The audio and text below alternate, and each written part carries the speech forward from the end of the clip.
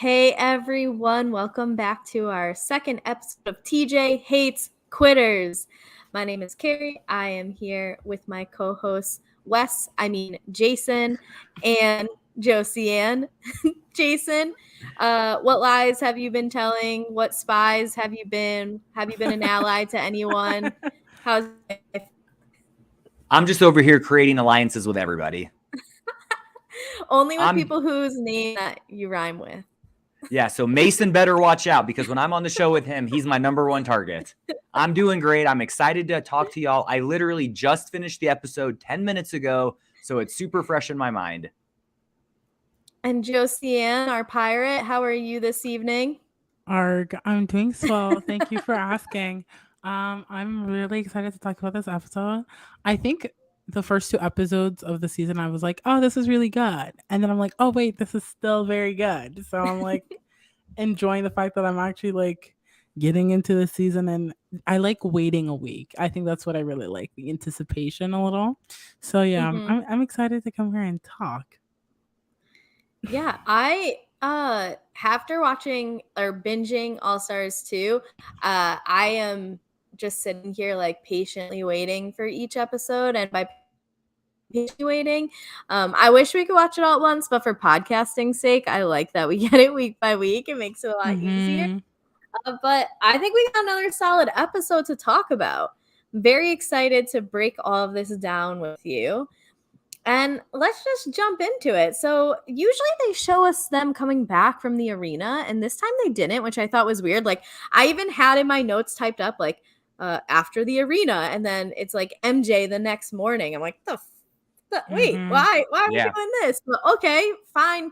Keep me on my toes, MTV. I need that in my life. Someone's got to check me. So we get a little bit of insight, which was not a surprise. Veronica saying that her two favorites are Tina and Jemmye. Yikes, Veronica. I don't want to break any. Yeah, don't ever be Veronica's favorite. That's bad news bears for anyone involved. And ooh, really, this is news to me. Oh my god. No, it's not. You watched this episode. Did you watch it? Well, I thought this was like a reoccurring theme that you're just implying. No, as of now.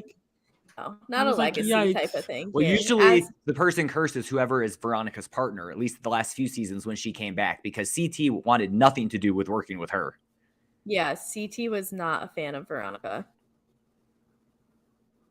But, I mean, she did just like sit there and get drunk, which was like old school challenge and new school challenges. Like this is America's fifth sport, so you better be training every day for it. Josiane, if you said something, you are muted. No, I know that I'm muted. Sorry. Okay, it looks like your lips moved, so I wasn't sure. It probably did. Okay, just making sure. Then we get introduced to the Treehouse. So the Treehouse is a room of many women and Derek, specifically Kayla, Sylvia, Veronica, Tina, Jemmye, Ronnie, and Derek. How do you think Derek ended up in this room? I think there was no more rooms like for guys. Bingo. He just ended up in that room because even himself, he's like, I don't even know how I ended up here. So I don't think it was done on purpose. I know that we had an alliance previously last season where it was all guys and a girl, and I think that kind of felt more purposeful or kind of like done on purpose. Whereas this one, Derek's like, I'm in this room, so I'm in the Treehouse Alliance, I guess, not by choice but by circumstance. And for me, I agree with you, Josiane. I think it's also because Derek is a road rules guy, and so is Veronica, and I'm pretty sure Tina is also.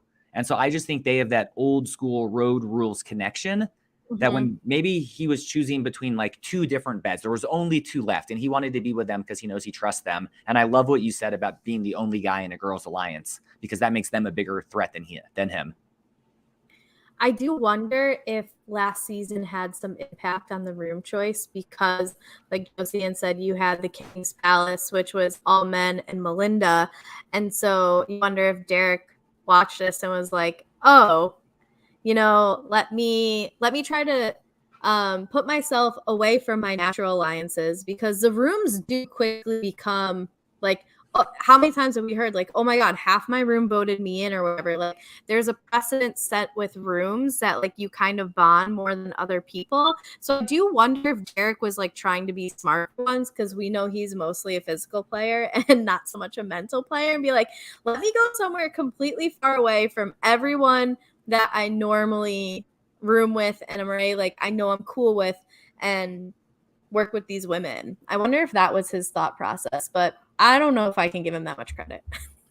I think Derek honestly doesn't even need the rooms. I feel like Derek just knows a lot of people. He's been around for a while.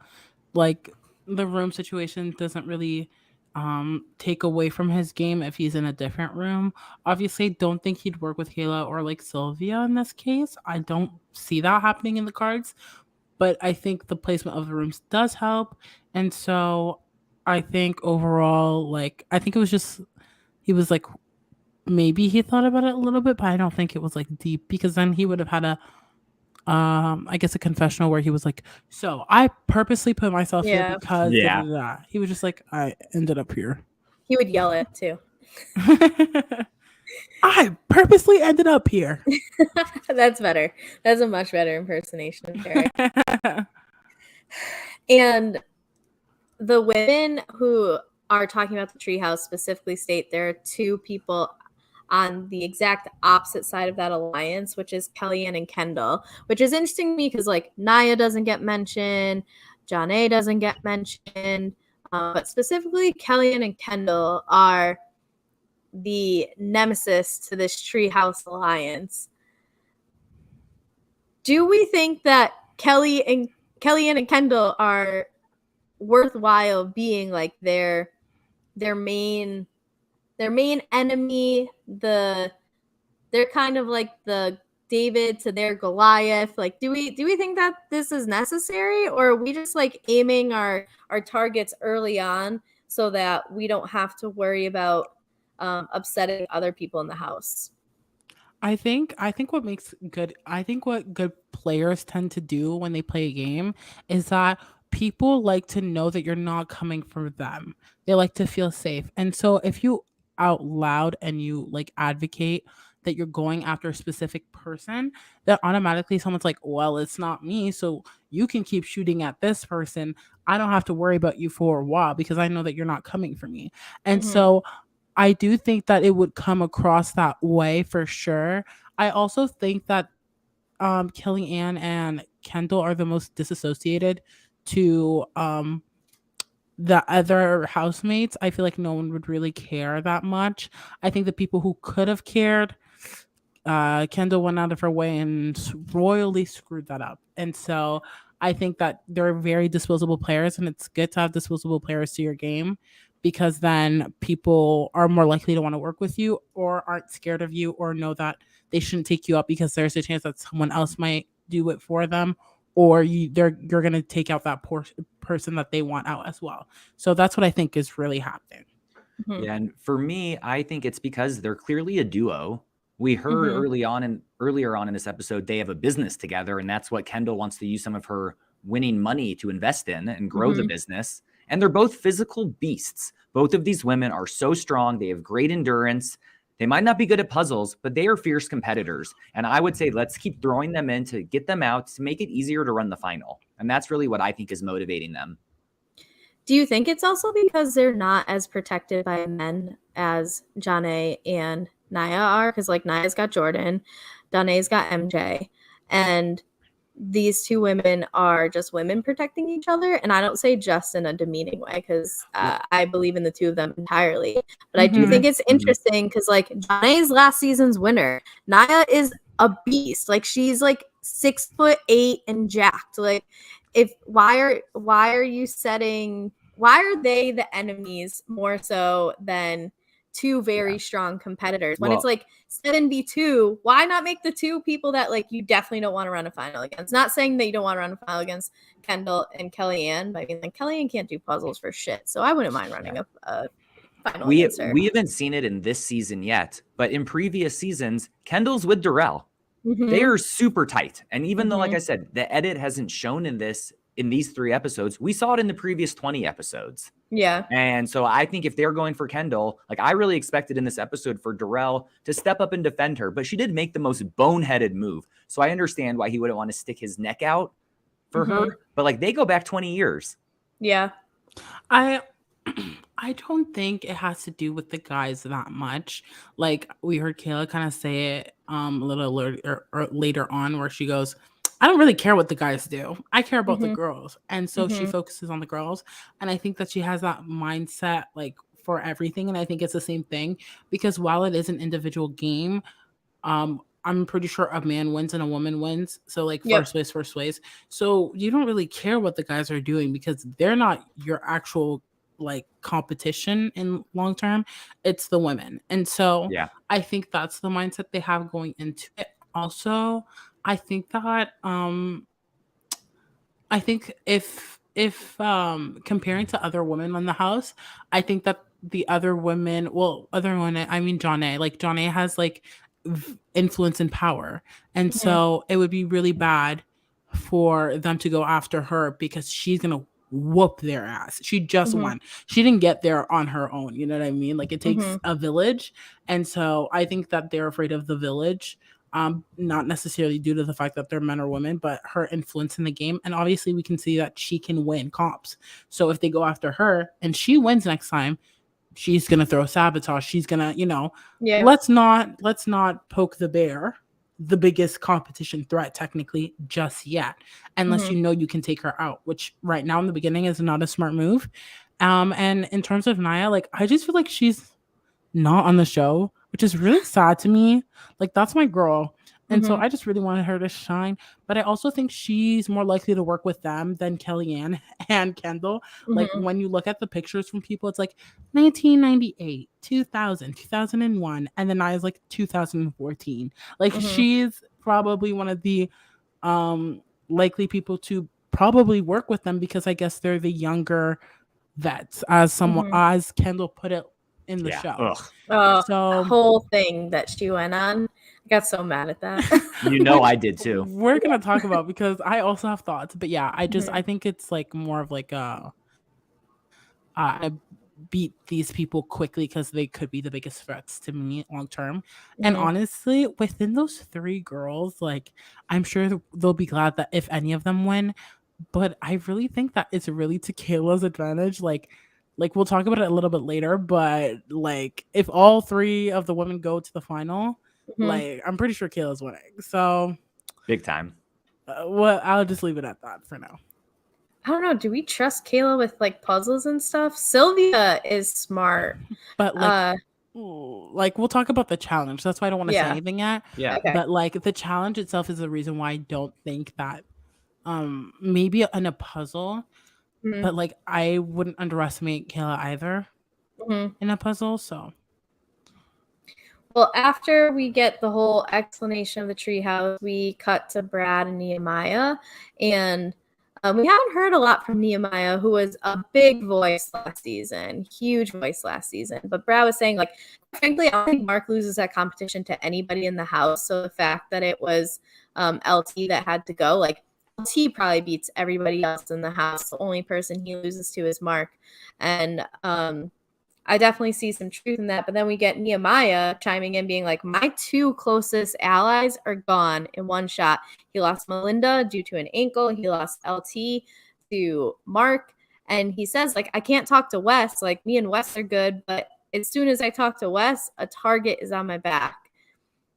So where do we think Nehemiah is going to fall into like the grand scheme of things? Like, is Nehemiah going to be floating around a little bit, or do we think that he's got a little bit more going on behind the scenes than we're seeing? What do you think, Jason? I actually think he's going to float around. He feels confident. Him and Brad are tight. We saw that in the last season. And no one's saying Nehemiah's name. Yeah. So I don't think he needs to scramble yet. I think he's just doing his thing, being himself, building relationships with everyone, being the fun guy, and hoping and it's working because no one has said his name yet. And I think he's going to get in the authority soon. He's a beast in competitions. And I think he's going to wait until then to really like show his cards. And he's just kind of playing it cool now. I disagree. I'm pretty sure when he was talking about his confessional, he said, Wes is my number one. And I was like, that's exactly what we were talking about the last episode. I was like, oh yeah, like Wes has Nehemiah for sure. And then you guys are like, I'm not sure. And so to have that confirmation, it's like the challenge gods were like listening, or they like saw the future. I don't know. It's like you're Kinda one of them. maybe I'm a producer, who knows. But I was like, okay. And so I think that he has Wes's back 100%. It's just that like the saying like you are your friends, I guess. Like when you see people hang around, you just associate whoever you know with that You person. are the And company so you keep. yes, Yeah. the company you keep. And so therefore I feel like if he spends his time with Wes, people are just automatically gonna target him. Even though he has really good relationships in the house, it's just that people just really don't like Wes. Like it's fueling some people's games. Yes. So it's just I think that he's playing smart right now, and like we know where I think his allegiance lies with them, and there's no wavering or shaking that. It's just that he doesn't want to put himself even more at risk, and he wants to be a better ally, possibly by like the element of surprise. But it's like really not that surprising, and I think that again later on we'll see someone really push that to a point that I can't wait to see later on in the future. I do think it's interesting that you both have different perspectives, because I do think you can go either way.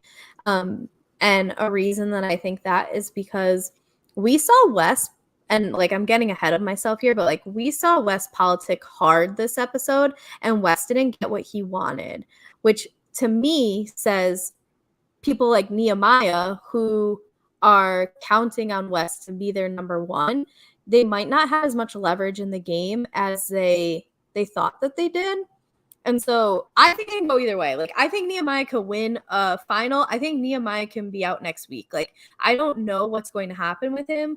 I just do think that he is in a very interesting spot, having lost his two closest, most out loud allies this last episode. So I am interested to see how things shake out for him.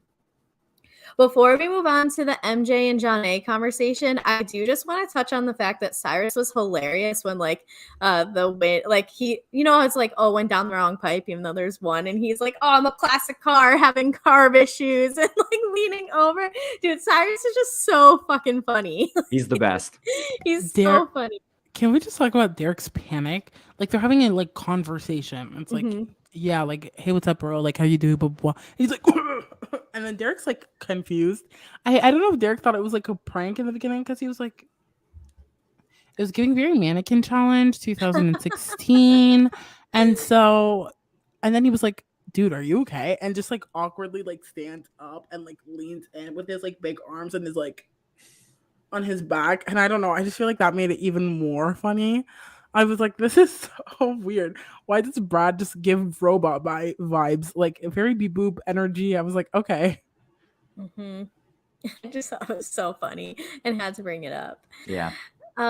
We get a conversation between MJ and Josiane, and if you didn't watch last season, those were our two winners. And so just a quick flashback that maybe like a little bit more than halfway through the season in a challenge, TJ said like everyone partner up, and it ended up that whoever you partnered with was your partner for the rest of the season. So MJ and Josiane ran a final together. It was a very close final. Anyone could have won that. I actually thought that Darrell and Janelle were going to win, but the lock at the end, like, literally equalized the whole thing out, and Josiane was the one that figured it out, like, really brought it home. Jason is over here, like, ready to go for a parade for his girl.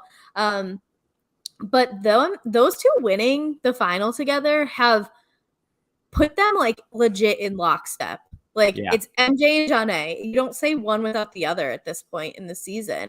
And it's very early on to be, like, in such a tight, well-known duo, and also, like, a very, I think, threatening duo because they had won. So this was, like, super interesting to me how they just kind of, like, flexing on everyone at this point. Like, yeah, if you fuck with one of us, you fuck with both of us. Let's fucking go.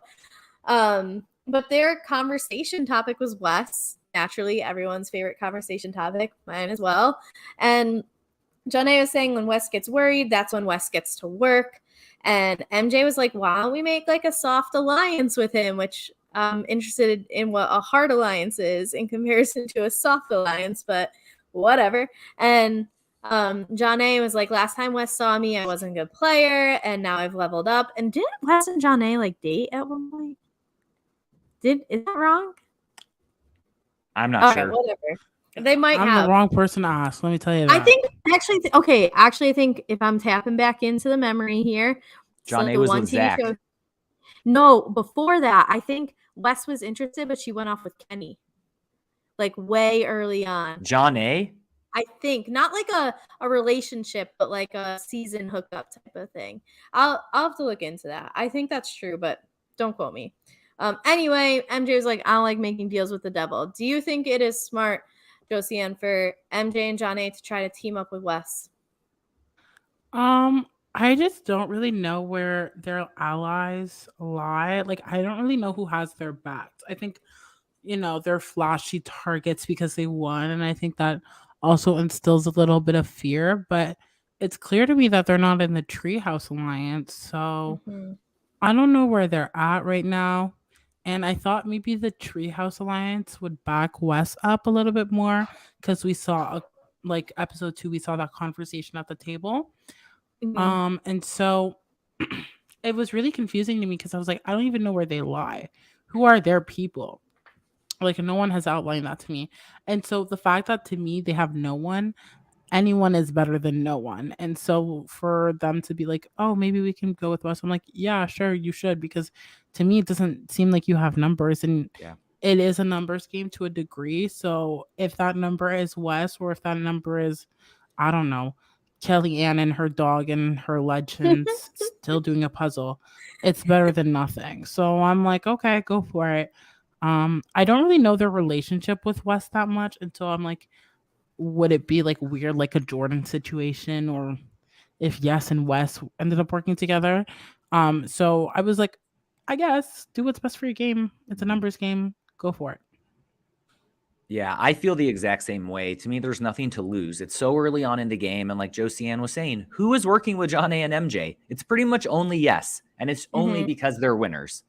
I actually think that MJ and Janae should approach another power couple on this season. Choose your definition of power, but Jordan and Nia, the 4 of them could wreck this game. Maybe throw Yes with them. I mean, that's a powerful group. And because we know Nia and Jordan will never turn on each other. And their paths crossed. I know Janae definitely was on challenge seasons back in the day with Nia and Jordan. And I think that we haven't seen anything here this season where there's any inclination of like such bad blood from a previous challenge season that you won't work with someone else. Like, really, it did seem like everyone came in, had done their pregame alliance or pre-gaming and that type of stuff, like what happens with the challenge. But it really does seem that very Survivor like voting blocks here. There's at least potential for it. I do think that the Treehouse existing kind of eliminates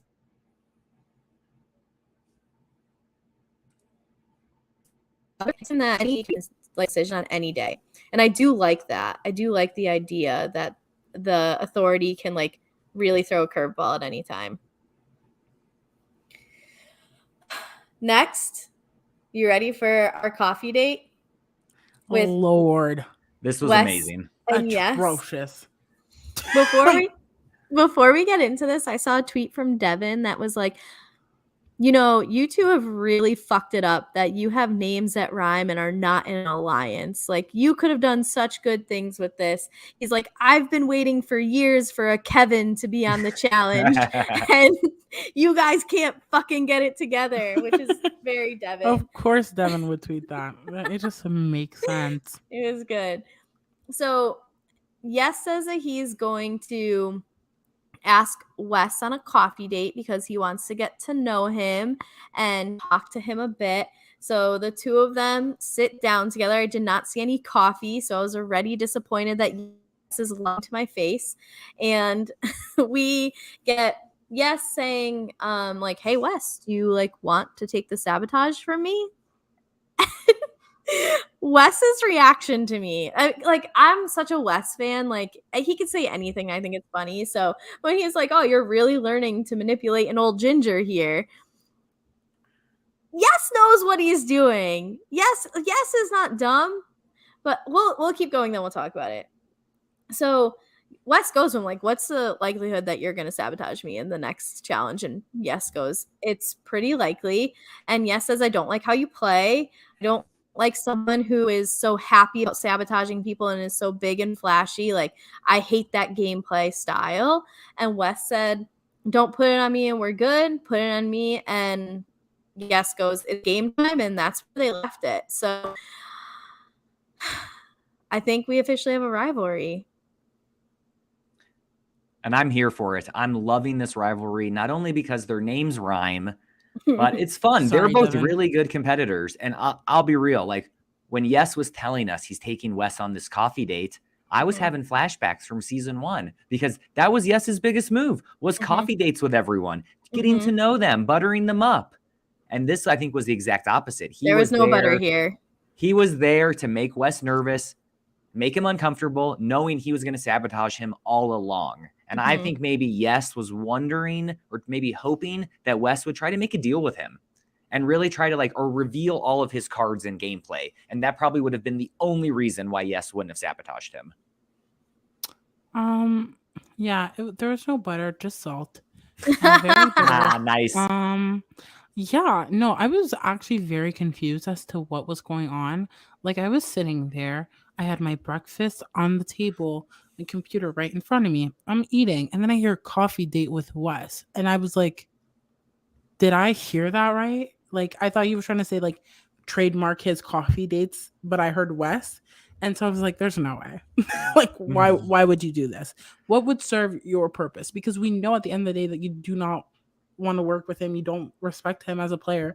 And so I was like, okay, let's get into it. And so when he asked, like, does he want to take the sabotage from him? I was like, when Wes asked, take it, like, give it out to someone or receive it, I literally was asking myself the same question. I was like, what is this man talking about? Like, what is he saying? I don't understand. And so I was just like, okay, I feel like I'm Wes right now. We're both here. Food, I guess, hypothetically for Wes, real life for me in hand, drinking coffee, again, hypothetically for Wes, not really for me. And so I'm like, okay, what's going on? Like, I don't understand. And so he was like, I just don't respect you. I was like, did you really have to do this coffee date thing to let that message be transmitted? Like, we already knew this. Like, this is not new news. Like, I don't know what the purpose of that conversation was. Like, does he know who Wes is? Wes is low-key a little, I don't know, chaotic. Like, that stuff doesn't psych him out. That's the wrong person. Like, I think Wes would have respected if he would have been just like, dude, I want to go against you this season. Good luck. Here's your sabotage. I'm gonna sabotage you. Don't let me not even thrives off of it. Like, That's think of Wes and Josh. Like, Wes loves when he has someone who, like, for me being there is trying to get him out. He thrives off that. Here's where I have an issue with Yes is that, and Nehemiah brings this up in the challenge of like, okay, like, all high and mighty with your integrity and shit, but then like the way that he comes at Wes seems far more personal than it needs to be, where like we know Wes is playing a game. Wes has made things personal, definitely, with people, but he hasn't with Yes. Like, Yes is the one escalating this. And I think that Yes is supposed to come across as the good guy in this rivalry, but he's like good guy with air quotes here. I'm not saying that Wes is the good guy in this rivalry by any means. Like, I'm not trying to say that they should be flopped, but it more so is just like, I am confused at what Yes is doing, because this to me like deviates from Yes as a human. This doesn't come across as the Yes that we knew in season 1. And so it almost seems like he's trying to beat Wes at Wes's own game. But you're also telling Wes that you don't like the type of game that he plays. But you're going to, like, ahead of time, pull him aside and be like, oh, do you want the sabotage? Like, you want me to give it to you? You want it? You got it? Like, hanging in from his face? Like, I'm very confused by Yes's moves here. Also, Agreed. a Reddit comment I Yeah. saw was Battle of the Yeses or the S's instead of That's Battle of the so X's. funny. I love Reddit. So Team whoever Team said West that, versus Team Yes. yeah. I love that. I like to your point. It kind of talks about like what we talked about the first episode. I was like, yes, it's just giving very hypocrite. Like it just don't be Mhm. making sense. Like I really just don't understand because what he's saying and trying to portray is very different than what he's actually doing. And like we'll talk about it in the challenge, but like it's just very like conflicting. I'm like, what is going on?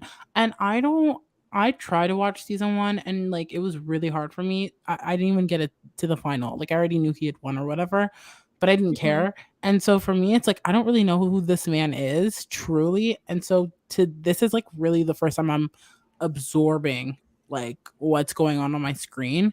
And so it's just very confusing to me. I'm like, dude, like I think it's because I also know who Wes is at this point, and it's not surprising. But this to me is like out of character. He's giving very nice guy syndrome. Like I'm a nice guy. No, not really. If I were to summarize Yes in season 1, it's like he didn't get a lot of screen time for being the winner Oh well, because he got kind the of just purple edit. like, yeah, He was in the kind of. He background. just, yeah. And then all of a sudden you're like, wait a minute, this man is in first in the final? What the fuck? Like, you were on my TV for Okay. like less than 10 minutes total. So, So it's giving kind of like the equivalent of like an underrated like woman on Survivor. Yeah. mhm. Oh, okay. T. Maybe that's why we don't know who he actually is because he was only there for 10 minutes and now that we see. Or maybe he's because he won season one, that's why he thinks he's all that. I don't know. I get that you won season one, but there are a lot of people who've won several times, including Wes. Like, did you not see his montage? I mean, it's like, just one win off season one of All Stars.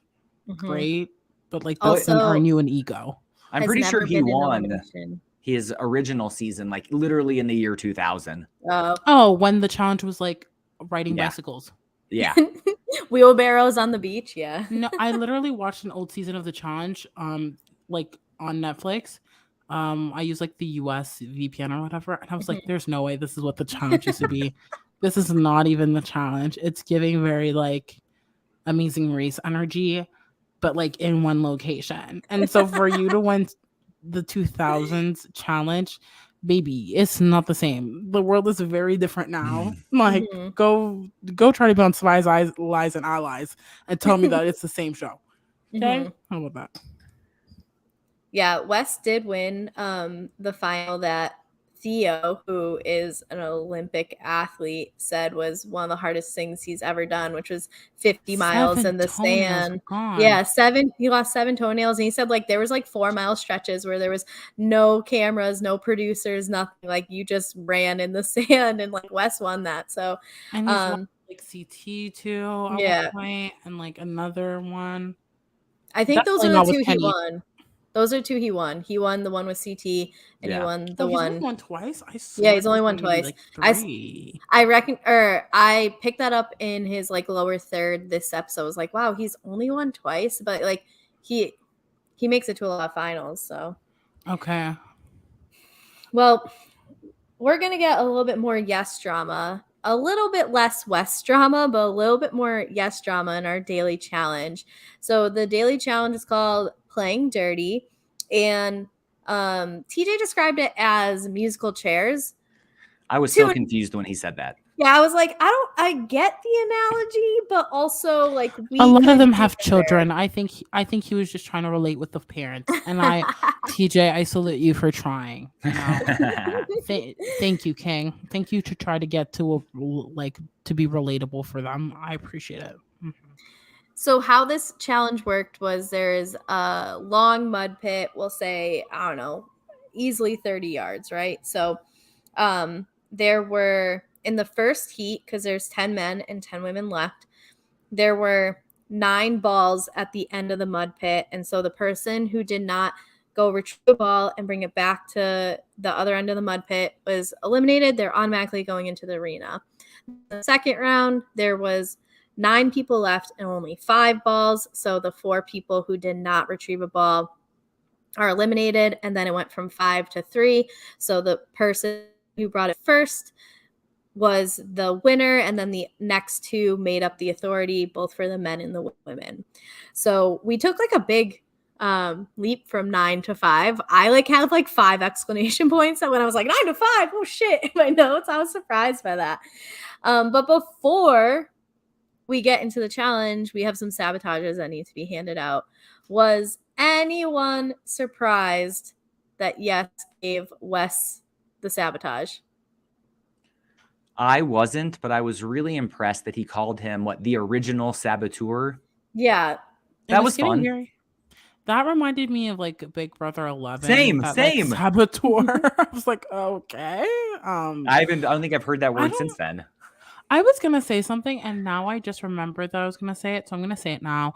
I was gonna say, yes, you know what network you're on? Like, you're on MTV. The whole razzle dazzle sabotage thing just makes sense. And for you to not like it, you're on the wrong show, you're on the wrong network. Again, Spies, Lies, and Allies. I can't make it up. The material is right there. It like the extraness, like, come on. I don't like that he's like, I don't like all that razzle dazzle sabotage thing. Like, Wes didn't wake up and was like, yo, producers, come here and give me a sabotage. Like, set it up for my entrance because it just makes sense with who my archetype is in the show, the character that I play. Like, no, come on, let's not be stupid. Like, whatever. So that kind of gave me the ick. And then I was just annoyed by like how he went about it. Why do you say that you don't like the razzle dazzle and then do all that? Just say, I'm giving it to Wes. You know why, Wes. Keep it push. I don't know. Just keep it short and sweet. Like, you don't have to do paragraphs and all that stuff. Too much. My gripe with it is like using that as your reasoning. Oh, well, Wes gave out the first sabotage, not by fucking choice. Like, he won and then found out like he got the sabotage. It wasn't like he even knew when he won the first one that was going to happen. And so that annoyed me to use that as the reasoning. And this is part of the game, the rules, like Josiane said, like MTV produced this. It wasn't like Wes was like, oh yeah, give that to me. So for him to use as a reason is annoying. And to Wes's benefit, like, Yes has officially taken the first shot. There's been some misfires amongst them both, but Yes has taken the first shot, and now like I think Wes has every right to be like, okay, let's go. Like, this is official. I just can't wait to see y'all's reaction when Yes beats Wes in an elimination. There's no. Can I just say there's no way that's happening? Okay, I bet it will. I looked at Wes's stats because I was like, there's no way he's only won 2. Yes, he has, but he's been to technically 5 finals, right? Because he's won 2 and then he's been to 3 finals. And then I looked at his elimination wins. Yeah, it's no joke. He has 23 elimination, 14 won, 9 losses. I don't even think Yes has ever experienced what it's really like to go up against someone. Yes hasn't been in an elimination ever. That's what they were saying on this episode. Yes has never been in elimination.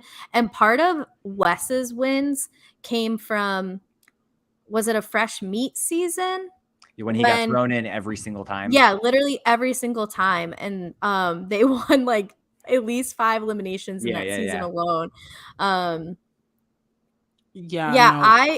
If Yes beats Wes in an elimination, there's no podcast that week. We're gonna have to skip it. I can't do it. Way. There's no way. It's gonna happen.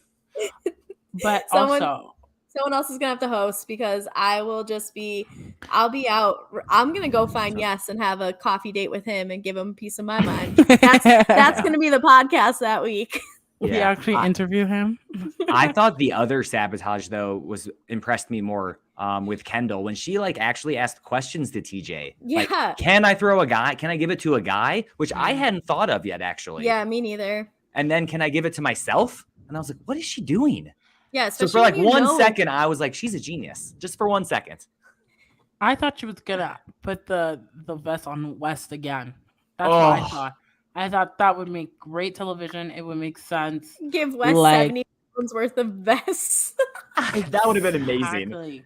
That's what I was thinking. Because when Jordan was even like, just give it to me. Mm-hmm. No, let's talk about how stupid that was. It was Jordan, so stupid. Jordan, first of all, I also just looked at his stats. My God, they have every right to fear him. Yeah, Yes. he's so good. Right to fear. And Oh like my God. on top of it, he has Give him one every hand. sabotage. Yeah. Like he's that good and only has one hand. And he's like, yeah, give it to me. Like, not even worried about the fact that he, like, I think he's like, yeah, you can give me extra pounds. This is a light workout for me. And then she's like, I hear you, but I choose to ignore the easy way out. And I'm thinking chaos for the rest of the season. And so, thanks for offering, but let me give it to someone who is right beside me. What? Oh my God. Oh my God.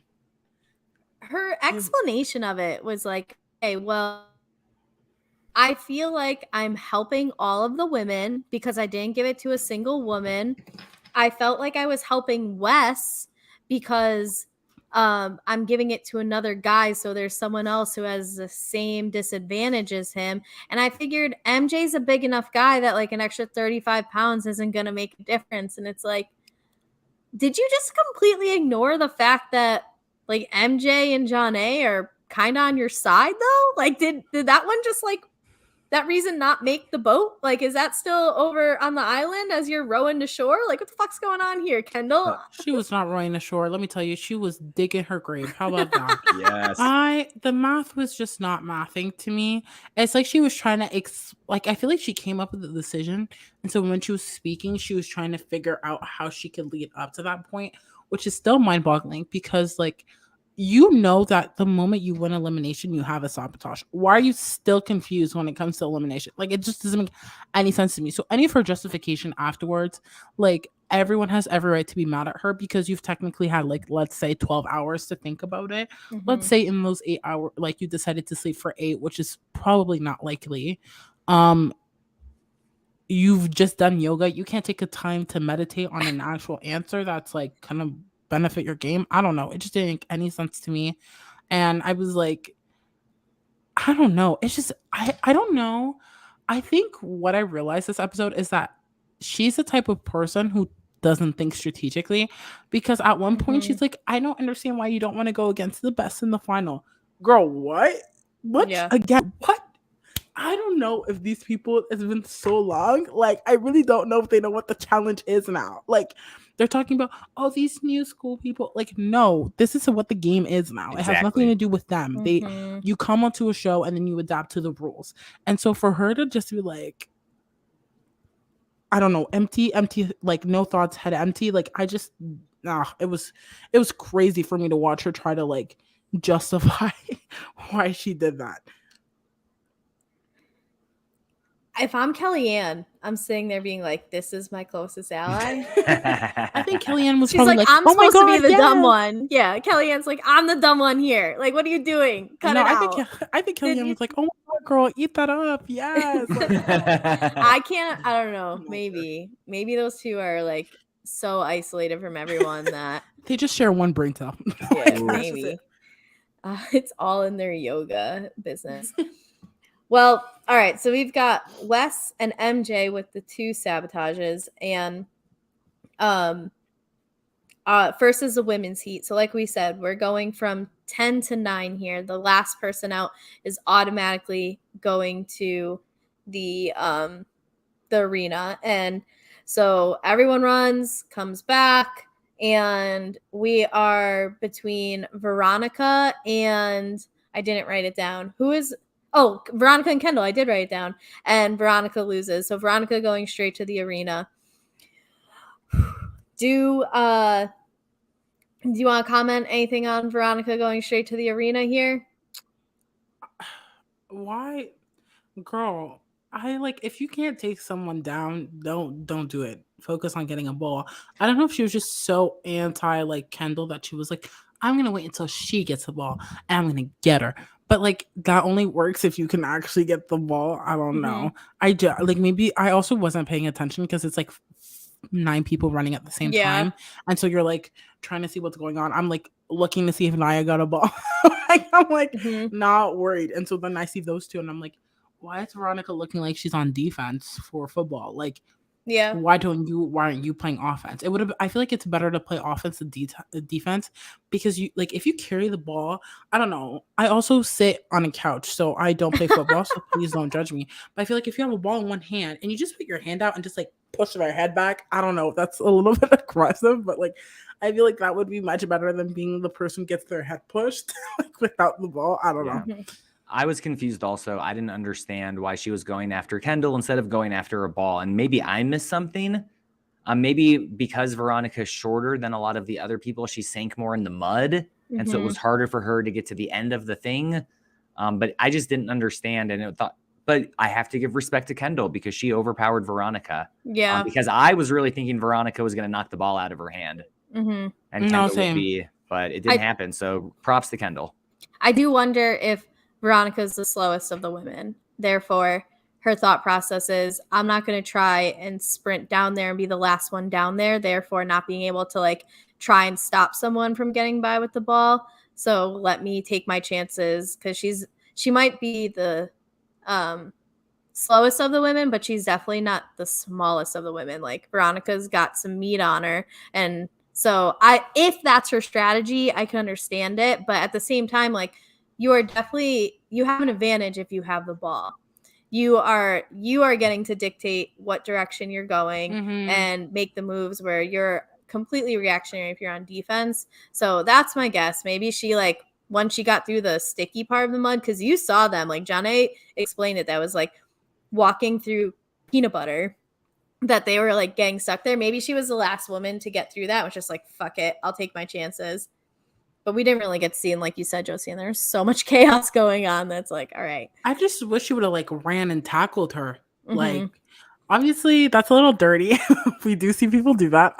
But I just wish like that would make more sense. Like, if you tackle her and knock the wind out of her, she can't get up, get the ball afterwards. Oh, especially Kendall. She has like last season she left for like a medical reason, because like her ribs kind of like dislocate or something or whatever. I thought it was because she got COVID.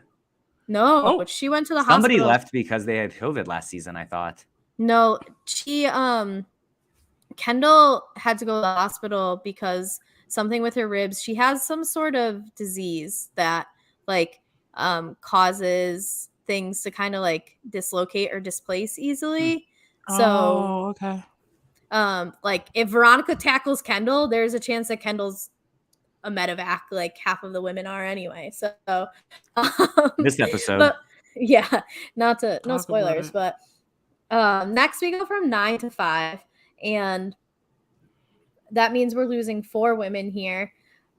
An observation I made is that Ronnie's fucking fast. No, Ronnie gave a confessional and it made me laugh my head off during this point. Like, I was like, oh, I don't know who Ronnie is, but I'm putting some chips in her corner, because she I don't know what it was. Like, I think even in the first heat, she like body checked someone or something. Yeah. I don't know what it was. She's good. She's not one to be slept on, and they're not giving her the attention I think she deserves. I'm like, geez, she's a beast. Yeah, she's kind of sliding by right now in the fact that like she's with the Treehouse, but she's at the bottom of the Treehouse Alliance. But she has enough like physical prowess that I think people want to avoid going against her versus maybe some of the other women. So I don't think she's in like the worst spot at the moment. I'm just looking up Ronnie right now to see her history, and she was on Road Rules Northern Trail when she was 18 years old. Wow. And then she went to win the Gauntlet. So she won one of the 2 seasons she'd been on. Actually, no, sorry, she won both seasons she was on. In her early 20s. I might have to stand. That's all I needed to She's good. She may be getting my stand card. You hear it first. You're welcome. Yeah.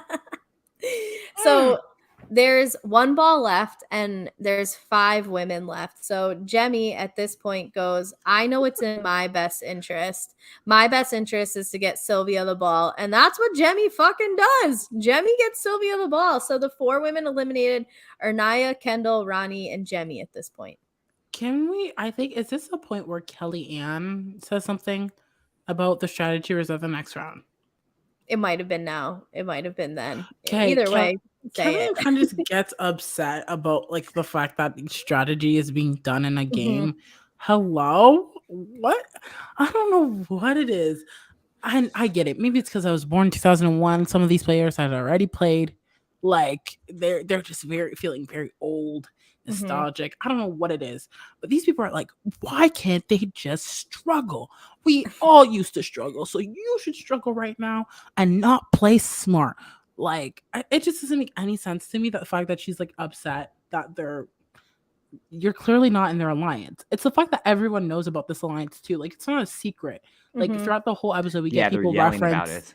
reference the treehouse. I thought it was a secret, but they were like, no, the tree. Like I think John A says like, oh, yeah, the treehouse. Blah, blah, blah. I'm like, so And this is not even a Derek was yelling secret. too. Yeah. That's what I'm saying. So it's like, why are we surprised that in a game where you can help each other, people within an alliance are gonna help each other? I don't know. It kind of Kellyanne and Kendall, it's giving very old school, and it's 2022. Okay, let's wake things up. Let's shake things up. I don't know.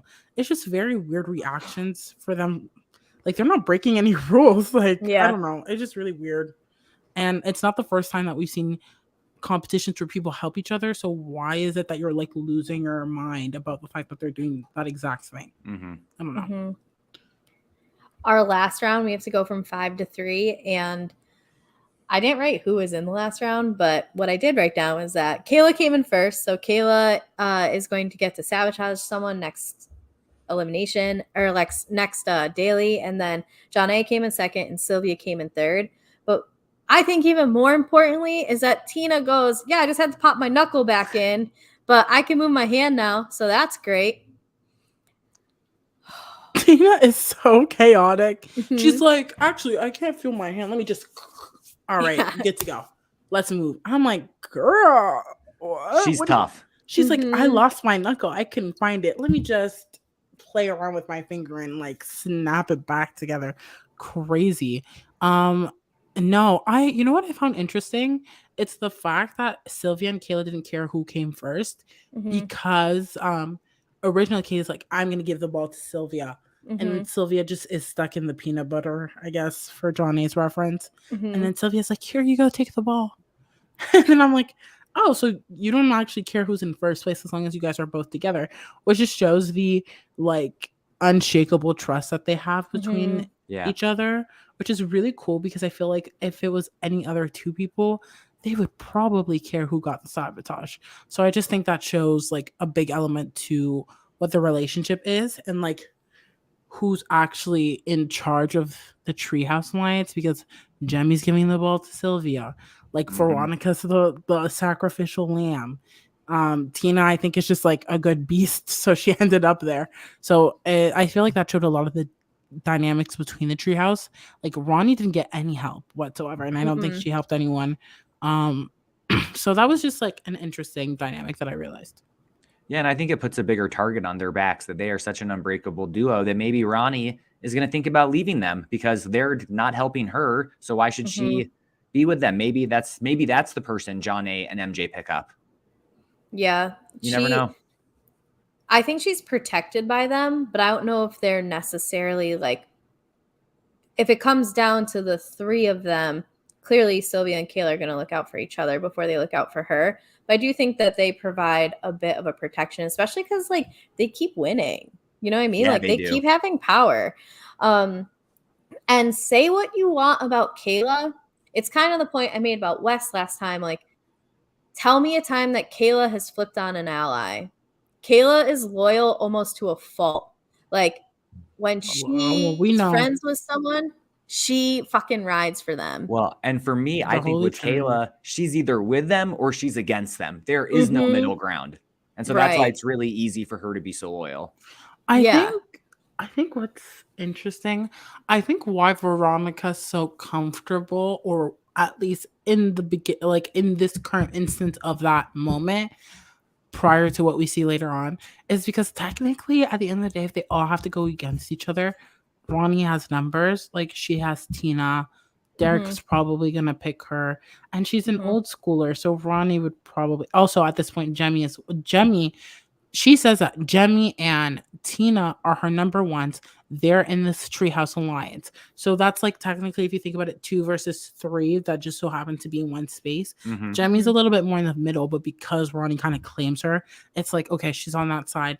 And so you have 2 people in the middle, but Derek would probably have more allegiance to Ronnie, and that's all you need because that's a majority. That's 4 people. Ronnie or Veronica? Sorry, not Ronnie, Veronica. Okay, I wanted to make sure I was like, I have a friend named damn. Veronica that I call Ronnie. That's why I was like that in my head. Sorry. I was like, Ronnie just picked up like 4 allies in the last 7 minutes. Like, how'd this happen? No. Veronica, she technically has 3, but Ronnie, I think at the end of the day, she has to pick between Kayla, Sasha, and like Ronnie's group. Veronica's group. My God, I have to work on that. She's gonna probably pick Veronica's group because that's like old school. So I think that's why she's comfortable and she doesn't really care that like those 2 are kind of like, out there. And they serve her as a shield. After this episode, I don't know if she's gonna stay in this position, but I think that's where she was at right at that point because she technically had numbers within her group, which is the most important thing. Yeah. After that, we get the men's heat, and so we go from 10 to 9, and MJ and his extra 35 pounds unfortunately lose, so MJ is going straight to the arena. Did y'all see, like, must have been his 3rd step, he slipped in the mud, and I think it was more of his injured knee than the vest that led to him being in last place. I actually thought he got re-injured. Come on, details. Yeah, I thought that he like hyperextended his knee or something. Yeah. I saw that too, so I'm honored to be on the same detail-oriented plane as Jason. I'm glad I can't relate once again. I mean, this is the only detail I have from the whole challenge, so. No one was sweating more than they should have. That's funny. Next, we're going from 9 to 5, and this is where we get Yes and Nehemiah going at it a bit, where Yes. Oh, I might have to be reminded. I didn't write down. I just wrote Yes and Nehemiah going at it with an exclamation point. I think I was too excited to write down details. Did Yes go at Nehemiah first? Yeah. And Nehemiah didn't have the ball. Oh, right. Thank you. He goes, I'm going to pull Nehemiah's arm off of, and I don't know who the person was, but Nehemiah was trying to get the ball. Yes is not even trying to get the ball. He pulls Nehemiah's arm off, which... weird. Okay. And so they start to go at it. Yeah, Nehemiah calls him like, okay, Mr. Integrity, like, don't touch me again, blah, so blah. King. That was my favorite moment of the episode. Nehemiah ate him up, and I was thoroughly like I thoroughly enjoyed that. Yes.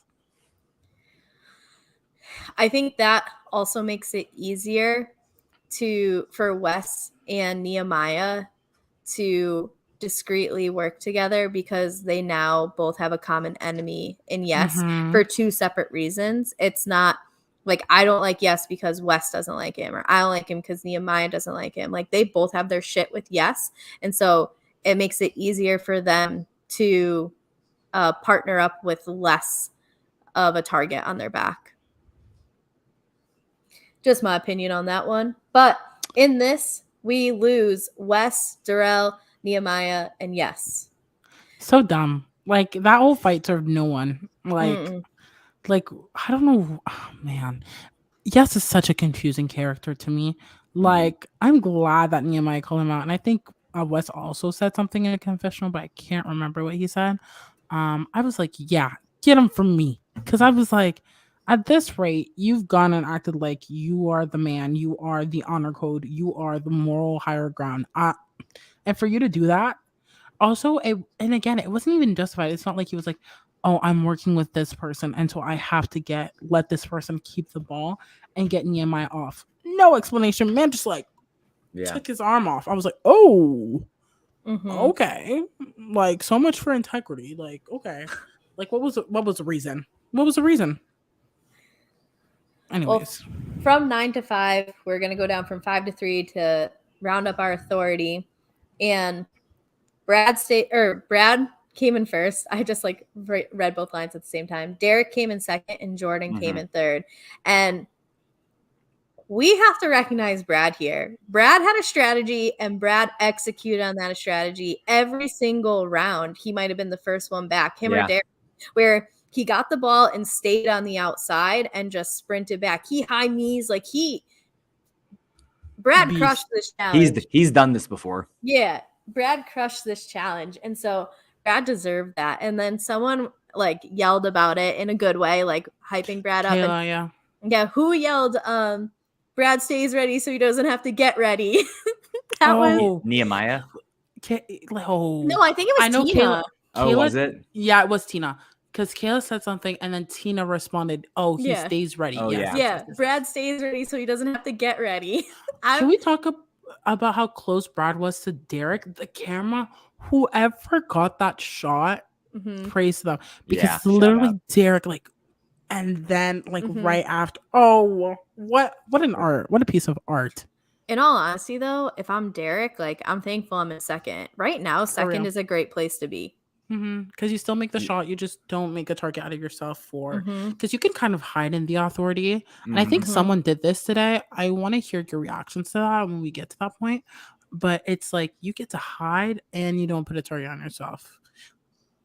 But I think Brad didn't care. He was like, let me just run, boy, run, and just jog it out crazy.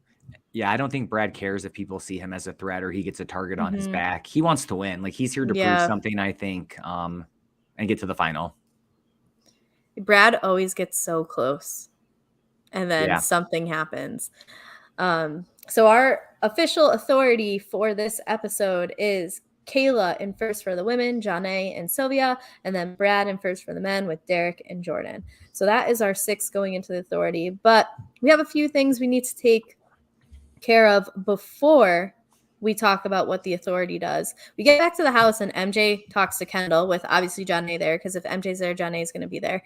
And MJ's just like, why me? And Janae's like, I consider you one of my closest friends here. Like, we've done 3 seasons together, which, do you think that Janae actually considers Kendall one of her closest friends, or is that Janae's political game coming on through here? All or her, like, her social game there? Because we all know Janae's social game is good. I don't think that she thinks that I don't think they're that close. Yeah, I don't have any reason to believe that. Yeah. we have no evidence. I was like, okay, I'll take your word for it, Janae, I guess. But I loved when Janae said to us, like, she thinks I wouldn't care. Of course I do. That is one of Janae's things, though, even last season when Derek was put up first and like she took that personally. She's like, I'd rather be in there than Derek.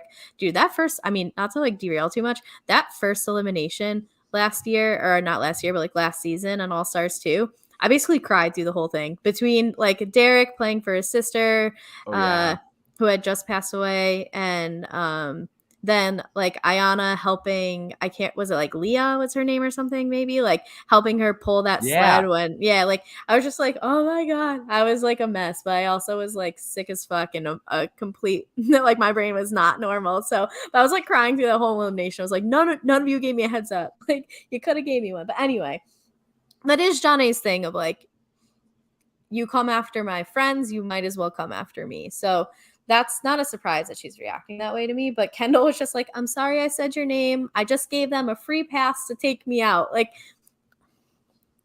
have you Kendall, seen the show before? Yeah. Have you played this game? It's not like you've been on All Stars 1 and 2. Goodness gracious. And like, I was really hoping Kendall would at least come up with some sort of reason. Like, make something up, pull something out of the sky, because it just made her look so dumb. All right, I have to acknowledge something here. Are you going to talk about the comment? Because I definitely want to understand what that means. Like, what is so implied? I don't know if it's going to come up on the season, but there is definitely some rumors that. Hold on. Let me get comfortable. Okay. Go ahead. My water bottle is empty, so I can't sip on it. But give me the tea. So there is rumors that the two of them hooked up, I believe, this season. There's some issues like in Paradise with both of their married statuses at home. I actually had a friend message me because we were both watching this episode at the same time and was like, are Janae and MJ fucking? And I was like, yo, the vibes are there. And there's some rumors that happened. So there might be a little bit more once or to multiple their. times. I don't know. I did read about it a while ago, and I kind of forgot until Josh just brought it up. But she posted pictures with her husband on social media, Janae, I mean, just this week. So with well, their family yeah. and their kids. No, so both of them went home and like very much were like, no, we're happy in our relationships. But I do think that there was enough people who were like, yeah, this happened.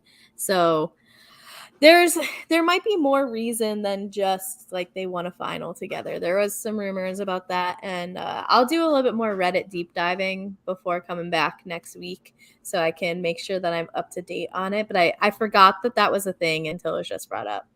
Oh wow. Okay. Well. Mm-hmm. Oh, and apparently on season 2 as well. Yeah, maybe. Well, that's the rumor that I heard. It was right after So it's like season a 2. Oh, reoccurring maybe thing. it was season 2. That's and what not I season thought 3. it was. It Yeah. was like right at the end of it. Yeah, maybe I that was it. thought it was like it was like those things where they're like, okay, bye family, love you, I'm gonna win this for you, and then they get on and they're like, so now it's our time, let's win, but also let's have our time, and then they're like, so it was a pleasure having our time together. I'll see you again next season.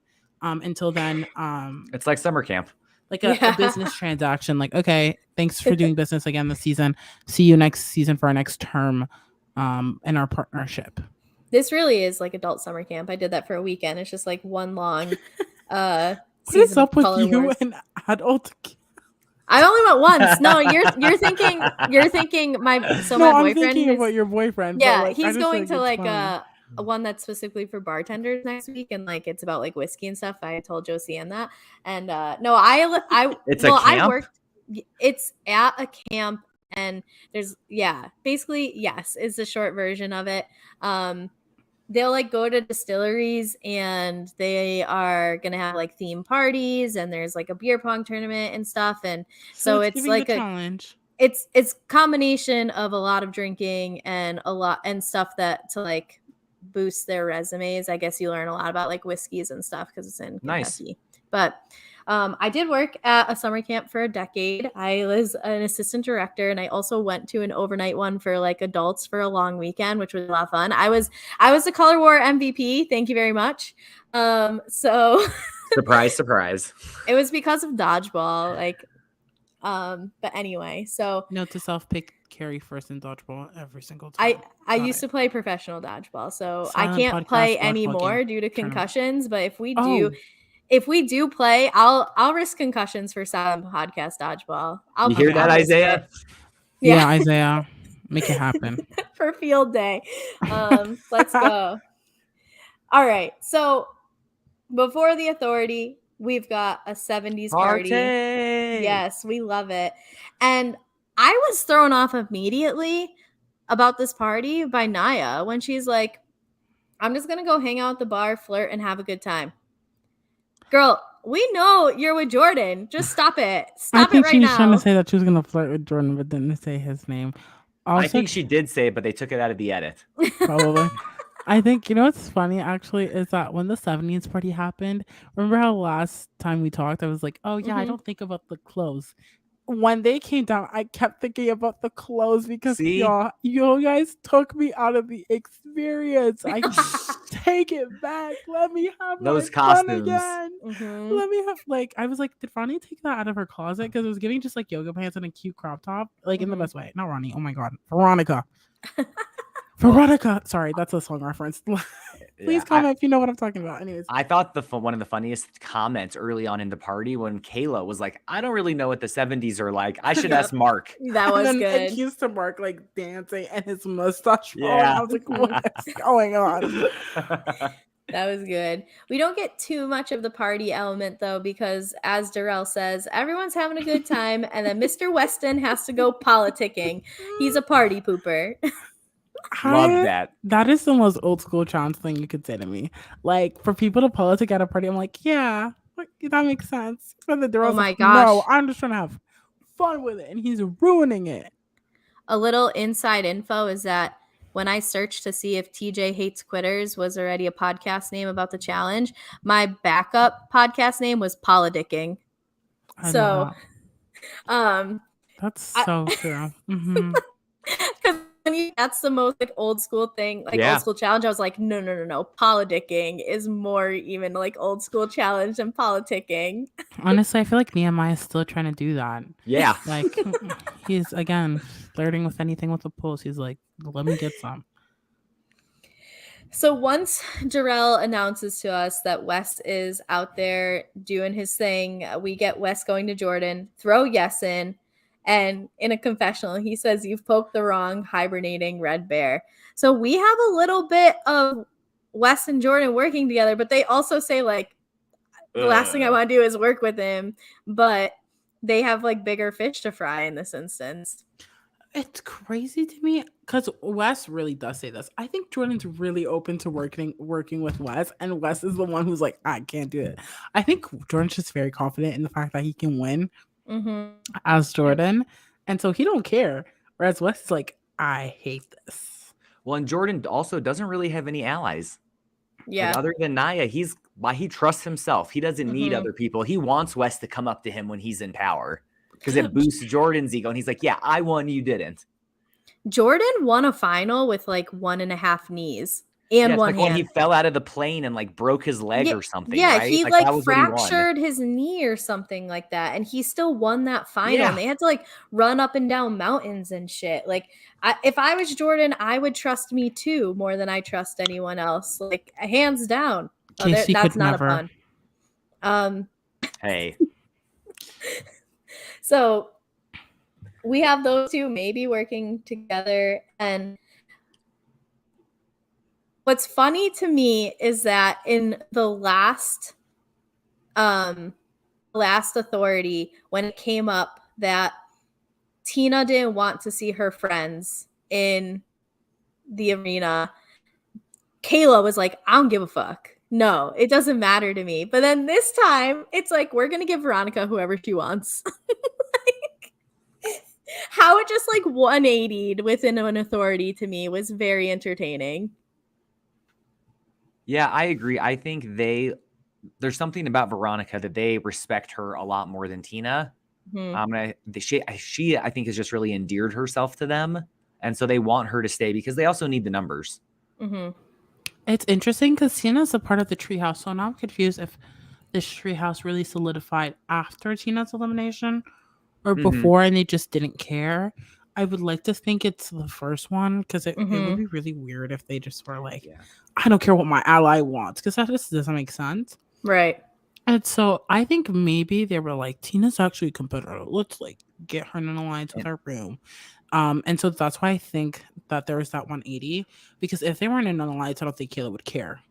And I'm looking up on Wikipedia, and like Veronica and Kayla played together on Dirty 30. So I think that also like bonds them, that she wants to help Veronica out more than Tina, who she hadn't played with before this season. This is true. Yeah, I agree with that. So then we have a little bit of Kellyanne and Kendall talking. Oh, this was the best. Yeah. Kellyanne saying, I am tired of getting beaten down by women who are playing smart while we are playing nice.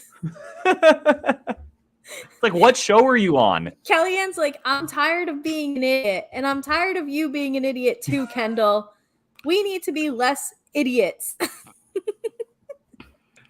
And Kendall just like eats her chicken tenders, and she's like, yeah, we got to play smarter. I literally had a loss for words. Like, when I tell you, like, I like to like watch shows and like pause and like think and maybe think out loud and blah, blah, blah. Like, the whole time I was watching that transaction, I was like, I feel like I just had the like one brain cell. I was like, it reminded me of conversations that we've seen Josh and Fessy have on the normal challenge. Oh my gosh. Like, what do you mean we need to start being oh my god. Oh. We have to be strategic, not nice. Like that, like those two can't happen at the same time. Like, right? I was just like, again, like, we've done how many All-Star seasons, both of you two together? Like, why is this new news? why is strategy new news to you? Yeah, bless their hearts. Kellyanne doesn't really even have like reputation of being nice either. No. Like she has much more of a reputation of being like chaotic and bitchy than she does nice. So for her to be like, we're being too nice, like Kellyanne, wait, did you leave your mirror back in America? Like what? What's going on?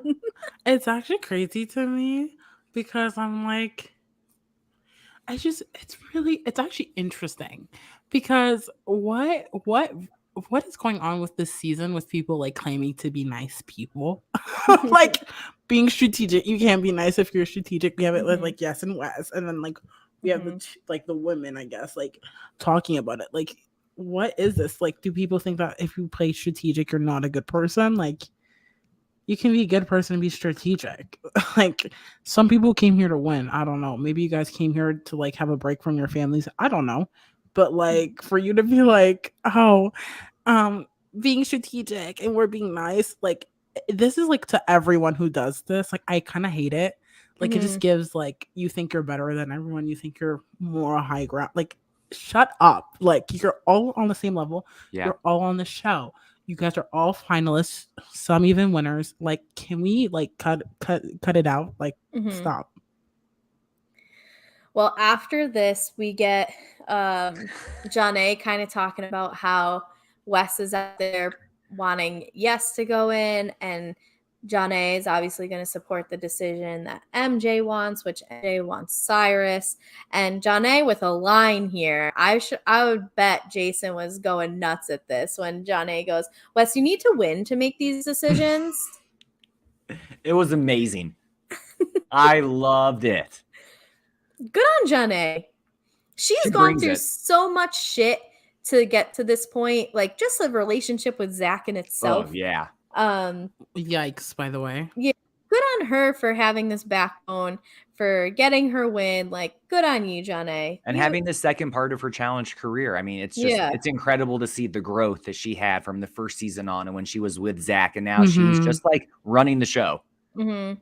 It's great. So as we said, go ahead, Josiane. Johnny just does not care what anyone has to say. Like Tina was like the first to be on the receiving end, and then Wes is like coming in thinking he could do this. John's like, no, if you think Tina can't, you definitely can't, sir. Like, and that's what's so interesting to me because I was like, I know MJ was just talking about whatever the heck a soft alliance is. Like, I would like to have an interview with him and just get his glossary and terminology on specific items because I don't know what a soft alliance means. And maybe I'm just behind on the times. Maybe it's because I haven't played a mini in a few months, but I just didn't understand what that meant. But I was like, oh, they want to work with Wes, and we haven't actually seen them try to even do that. Like, Donna doesn't even want to like give him the time of day. She's like, you wish. So that Donna, honestly, if you guys get Donna in the authority, don't think you could tell her what to do because she will definitely not like. She'll listen and smile and nod, but she will smile and go in the confessional and be like, "You are dummy, get out of my face." So then we get like a little meeting of the minds, and Brad's saying the only person I'm interested in sending in is Yes, and Derek goes, well, whose game are we playing here? Are we playing Wes's game? Are we playing MJ's game? Because MJ says he wants Cyrus. Are we playing our game? And Janae goes, we're playing the authorities game. Another great line. Okay, Janae.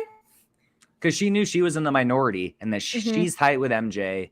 They all are tight with Wes. But like, I like her standing up for herself. Like you said, the backbone she has, she's not afraid to stand up to these like intimidating men and women. And I really love that about her.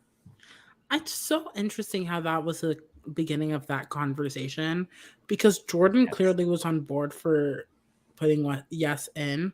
And he was like, who does Yes think he is? He hasn't even been in the elimination. Shut up. Let's throw him in there. Which like, oh my God, King, same thought process. Like, you do you. But and Brad was there for it. And I'm like, okay, that's two guys. I'm like, you know what I mean? I think it really depends on how you play it. If you go, and it's just weird because the way they went about it at the end is like, well, the women will decide who goes in for the women and the men will decide. And two of the men in the beginning just said that they wanted like to put in Yes. So the fact that that's not actually what we get, like, before we get too into it, though, we have something very important we need to talk about. We lost Tina. This We was did. heartbreaking. Sorry. Yeah. You're like, And like I Josiane's didn't like fully I- like I balls didn't deep in the authority when we got to take a break and we have to put respect on our woman's name. I couldn't believe it. And at first, I didn't even see the bandage. I saw that bandage going up to her elbow, and I was Yeah. like, "Was she just like sprained her finger? What happened?" And then they're packing the bags, and Tina's like, "I wish I was going into elimination." Yeah. And I was like, "Wait, what is happening right now?" Mhm. It did not connect for me. We lost Tina. And I know that she didn't have the greatest showing this season, but regardless of, she still came back from 2 eliminations, regardless of how it happened. She still is hilarious, and she's still a beast, like, strength-wise. Yeah, she's a Like, fighter. and so I know that, like, her first 2 daily challenges didn't go great, and she was holding her own in this last one, but I am sad to see Tina go. So pour one out for my lost homie, and Amen. I hope that she heals up and she's able to come back for another season because I guess there was some water left, Josiane. If you're listening to this, Josiane took a water bottle and she went thought to was pour one empty. out for her lost homie that she previously said was empty, and she quickly found out there was still a little bit of water left. So I thought I was muted, so when I said "oh," I was like, "Oh crap, I'm not on mute." That's what happens when you decide to listen only and don't watch the video. So yeah, Tina's out. I hope she comes back for All Star Season 4. She had a rocky departure in Season 2. She has this unfortunate departure in Season 3. And I do have a question for both of you. What do you think happens to her stars? Are they just like not in play? Because she had 3 at this point. So now there's like an even playing field for women for stars if they don't do anything with them. Not that we know what they do, but I just think they're gone. yeah. Tina packed her stars. She put them as stickers on her cast, and she's on her way home. Yeah. So maybe she gets to will them to someone else. Oh, like the fire tokens? Yeah, And like now the fire we're really Goodness She gracious. like just puts them in little boxes. She bequeaths them. I was gonna say the that word, right? I was stupid trying word, to think of it for all bequeath. of a second. And the I hate next that episode word. starts with like Tina standing at this table with all these little boxes. She's like, "Who will I give Okay. my stars to?" So I'm now noting the fact. So I've learned actually a lot about Jason, and now I'm learning that Kari does not like the word bequeath and can beat your ass in dodgeball. I'm so glad that I'm learning more about you two every single podcast episode we do. Thank you. Josiane, I'm sorry that I interrupted you before, but I did need to give Tina her due. Do you want to get back into your thoughts on the authority? Because I think you were having a great stream of thought, but I needed to make sure that we understood that we lost a good one. I definitely poured one out for Tina for sure. We so saw. I get it. We yes. saw. This is true. This has happened. Yeah, I just find it interesting that we set up the authority in the beginning, and it's clear that Brad wants Yes to go in, and he's doing Wes's bidding, which again just shows that Brad and Wes are on the same page. Still don't know where exactly he ranks for Wes and vice versa. But this is a very interesting dynamic that I wish we can dive into a little bit more, manifesting for episode 4. And then we see Jordan just agree. He's like, yeah, Wes can go in. Not Wes, Lord. Yes can go in. Like, he hasn't done anything. And so for us to go from that point and then still establish that the guys will pick who goes in and then the girls will pick who goes in, and for Yes to not go in, I think has everything to do with Johnny's game. Because how the heck do we go from Yes being the person that most of the guys agree on, 2 of the 3 guys, and then it's all about really what the guys want, and then they still end up doing with what John A and / MJ want. Yeah. Like, how does that work? That like has everything to do with what she did, which is crazy. Especially because Jordan said, I won't say Cyrus's name. He's in the best shape of his life. He wants to be here so badly. Like, he deserves to be here. And so that's what made me think Yes was definitely going in. Yeah, great point. I'm cutting out. I think my Can you hear me? Yes. Yeah. Oh, okay, I'm back. So, Josie, I think you had a great point in terms of like, damn, Janae must have had some sort of influence on this, because how did it go from two people going in saying the person I want in there is yes to it being Cyrus? That's crazy. That's absolutely crazy. That's a great point. I think that Janae must have done or said something. What about for the women? Anything we need to talk about in terms of how this went down for the women, or were you expecting this? I was not expecting Jordan to vote for Naya, even though he said his vote didn't matter. But still, like, that's his girl. Why would he say her name? Well, to be fair, you went like second last. There's no way she was going. Oh, but still, though, you know what I mean? I was like, dude, like, bad luck. Now it's a bad look. When they were watching it together today on their couch, she like smacked him on the arm and was like, why'd you say my name? Naya trying to throw people off the scent by saying she's going to hang out at the bar and flirt.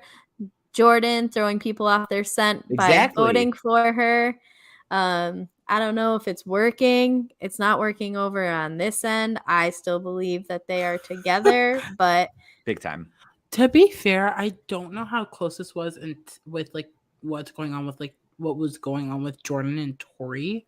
Like maybe you guys would have a better idea with like that timeline. It was at least a year later. Oh, interesting. Because Tori was Torying. That's what I'll say. That is all I'm gonna say. Hi, Kels. Hi, Fessy. Hi, Olivia. But yes, for the women, it's just like we knew that the Treehouse. Oh my god, I was gonna call it Clubhouse. Lord have mercy. Tree Club is what I would call their name actually now. We knew that they were gonna get their way, regardless. Because Derek is also in the Authority, which is like our fourth member at that point. Well, technically third with Janae there. But like at that point, like Janae was pissed off. She's pissed off. She's like, I don't give a fuck if we can repair this relationship. I'm petty. You're going to put a punishment on my guy. You are going in. You are going in. And I don't care. Which is like really cool because I feel like she could have easily just been like, oh my god, it's fine. But she doesn't care. She's like, I know who I am. And if you're going to cross me, here's the consequences. And everyone in the house, watch out. Like, that's what that gave me. And the fact that, again, Jess doesn't go in. And then Janae gets exactly what she wants. And she is not in the position to be in the majority. And she still ate down. You see why I love her, right? I do. Jason's been on this bandwagon since day one. He's driving it. He is the captain of this ship. I am the captain now.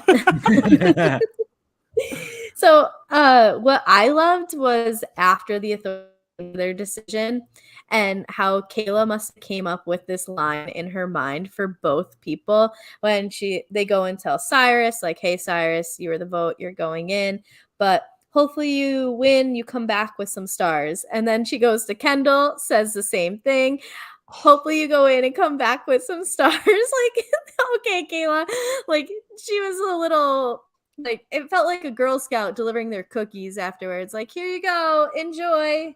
Maybe you'll come back and buy more next year. And I loved Kendall's reaction. She's like, so you're throwing me in, and when I come back, I'm just going to go against you guys? Like, is that what you want? Yeah. And it was really like fight talk to them. She's like, okay, like I'll be back. And I'm really excited to see Kendall's revenge next week. Kendall's like her comment afterwards. She's like, you guys don't want to go against me in a final? No. Like, no. Like, why did she ask that question? Like, what was she expecting? Like, oh my god, yeah, we do. We just like because you're so nice. Like, you're so nice. We don't want to go against you out of niceness because we know that the next competition is going to be about who's the nicest, who gives the best hugs. Then you will win and you will crush us, and that is why we cannot go to the like. Anyways, and this is where Kendall. Flashback. This is it. Say it. Yeah, I was gonna say this is where Kendall uses the like. I don't think that these like new school all-stars get it, that us older ones, like, we have families to fight for, we have to leave jobs, and we have kids and we have to come here and do this. These new ones like just don't get it. Like, why they shouldn't be throwing us in for it. Like, Kendall, politely shut the fuck up. That is the absolute worst reason for you to be like, if you think everybody has kids, like all of Especially them. when she's talking about John A. Yeah. I'm like, John has A, she not met Corey? He has kids. Like, hello. that type of thing just made me so mad. Pissed me off. Yeah, it's like, come up with a better reason why you shouldn't be thrown in. Like, maybe try to present yourself as an asset to them, as opposed to being like, well, I have kids at home that I left. Like, okay, I left my dog at home. He needs to be fed too. Shut up, Kendall. I don't know. I just found it really like, again, the whole like, we're better than them. Like, girl, you're acting like they didn't leave their jobs, they didn't leave their families. Like, you guys are all, and this is what I said in the beginning. I was like, you guys are all in the same boat, which is what I like it. But I feel like there's like this weird ageism, like class about like who's where. And I just find it weird. Like, who cares? Like, you're on the same show, you have just as much as a chance of beating them. No one has an advantage here. So why are we acting like she just came off so privileged to me? Like she's like, I don't get why my privilege doesn't work. When like, shut up. I was so over it. She should be friends with Julie. The crossover we need. The crossover we need. Yeah, watch Homecoming New Orleans. You'll get why. I was gonna say, why do they do this like weird, like walking to people and letting them know that they're going into elimination? Well, I hate it. Me too. Ew, get it away from me. Stop it. I kind of liked how last season, where there was the board that you just like you see like the power couple or power duo like walk away or whatever, and then the names are on the board and go and see it. But it does also offer up more of an opportunity for conflict when someone from the authority does have to go and be like, by the way, we voted you in. So I can understand both ways, but I do like when everyone kind of like runs to somewhere and it's like the cut list from your varsity basketball team in high school, like who made it and who didn't. I love that you used I can't relate to that example. Basketball, because I was thinking like theater, like you're looking for your part. You're like, it just reminds me of basketball. I'm like, wow. Like, oh my god. Maybe it's because it's like Glee Day today. I don't know, but that's the reference I got. Before we get into the arena, we have to talk about another fallen soldier of this season. So, do you need to go fill up your water bottle, Josiane, or are you good on this? Let's see if water will come out this time. I actually am. I hope so. Saluting for the people who can't see. I am saluting. My hand is up. I'm ready to salute our fallen soldier. My empty, in quotation mark, water bottle is here. I'm ready. So Jemmy gets on FaceTime with her mom, and her mom was like, hey, I talked to your dad last week. Like, things aren't going great. Jemmy goes, do I need to come home? And her mom goes, like, basically, it's your decision, whatever you want to do. And I think within like 5 minutes, Jemmy's like, I'm out. I got to go. So Jemmy goes home because her dad is sick. And unfortunately, she's gone. I mean, Jemmy always brings the like great narration. I don't know if she brings it exactly like challenge wise, but she's funny to have around. She's definitely good for a good comment or two, that's for sure. But it sucks regardless that she had to go home because her dad was sick. So hopefully, I don't know what happened with that. I didn't look into it. Hopefully her dad's okay. Yeah, I felt really bad for her. Because she wasn't on the show for so long. And now that she's back in and she's doing well, she seemed to be in a really good position, but family over everything. I completely understand. And I hope her dad's doing okay. Yeah. So the Treehouse has lost 2 people in an episode, one to a broken hand and one to a sick father, which like really puts a dent in the Treehouse's power that seemed so mighty just 45 minutes ago. But Veronica having both of her allies gone.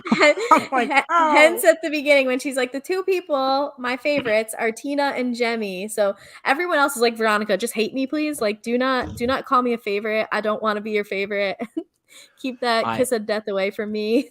Who do you think she's going to replace them with? And like, who is she going to look for to be her new number 1? I think she has to stick with the Treehouse because I don't know if she's going to so much replace them. It's just hope that they're not going to betray her. Yeah. I think she has individual relationships. So while she's not Yeah. necessarily looking for a best friend, like I think she had in both Tina and Jemmy, I think she's more like, okay, let me stick with the treehouse, but I also have this, and this relationship And outside of this. So, she also lost Melinda last week. Yeah. like, she's just going through it. Actually, maybe we should pour one out for Veronica. Yeah. Dang. Goodness gracious. And this could be setting her up for an epic, winner story where she's losing all of her allies, but she gets to the end to win on her own. Anything's possible. It I see truly your is. face. It truly is. I mean, we've heard things happen. But after we find out that Jemmy's gone, we go to the arena. And I think, to no surprise, there isn't a women's elimination, seeing that we've lost 2 women already. I can't imagine them sending home a third. However, I think they should have. What if I don't think TJ could have like pulled off the prank again of like, all right, so now the authority gets to pick 2 new people to go in right now, like how we pulled it over on Tina last week. But to no one's surprise, there's no women's elimination. Wait, and go ahead. Has any woman left based off an elimination except for Cynthia? She's the only one. Yeah. Like, we've had 4 women. Feel bad for her. Yeah. Like, even though there wasn't an elimination, like I said a little bit earlier, I want to see Kendall come back with the vengeance. Like, she got saved by production pretty much in this episode, and she's probably not going to say anything. She'll just walk back, hang out with Kellyanne, be in the background, but I want to see her confront the Treehouse people and really like blow up their game. At least try something. Make good TV. I can't see that in her because she there's no literally way. spent the whole episode talking about, I'm so nice. So I was like, I can't see her. Like, obviously there are people who claim to be nice and they're like questionable, but like if she tries, it's just gonna look bad on her anyway. Oh, it will. But so she should just sit there and eat her food, eat those chicken tenders or whatever she was cooking. Yeah. I did not think they were chicken tenders. They looked what do you think they were? I don't know, because again, it was the morning I was eating, I was having my coffee. And so I saw like green, like not green, like an orange thing, because she was like stirring it up. And so I was like, does she have like like an orange soup with a chicken breast and then like a pea on the side? I didn't know what was going on. I was also very, what is going on with Kellyanne and these wigs? Right? Thank you. See, I've noticed it too. None of these things have clocked my radar. Go back to the first episode. She wears the wildest outfit on in the elimination. Like, she just be wearing wigs, and I'm like, they're horrendous. That's her fashion. I don't know what it is. Anyways, that's why I was distracted. I couldn't tell that they were actually chicken tenders. But besides that, both of them don't go into elimination. And good for Veronica, because she's still on this season, and that's what made me happy. So, okay, question that's very much a hypothetical, but I do think it's worth discussing, is that, okay, Jemmy is one of Veronica's favorite people, correct?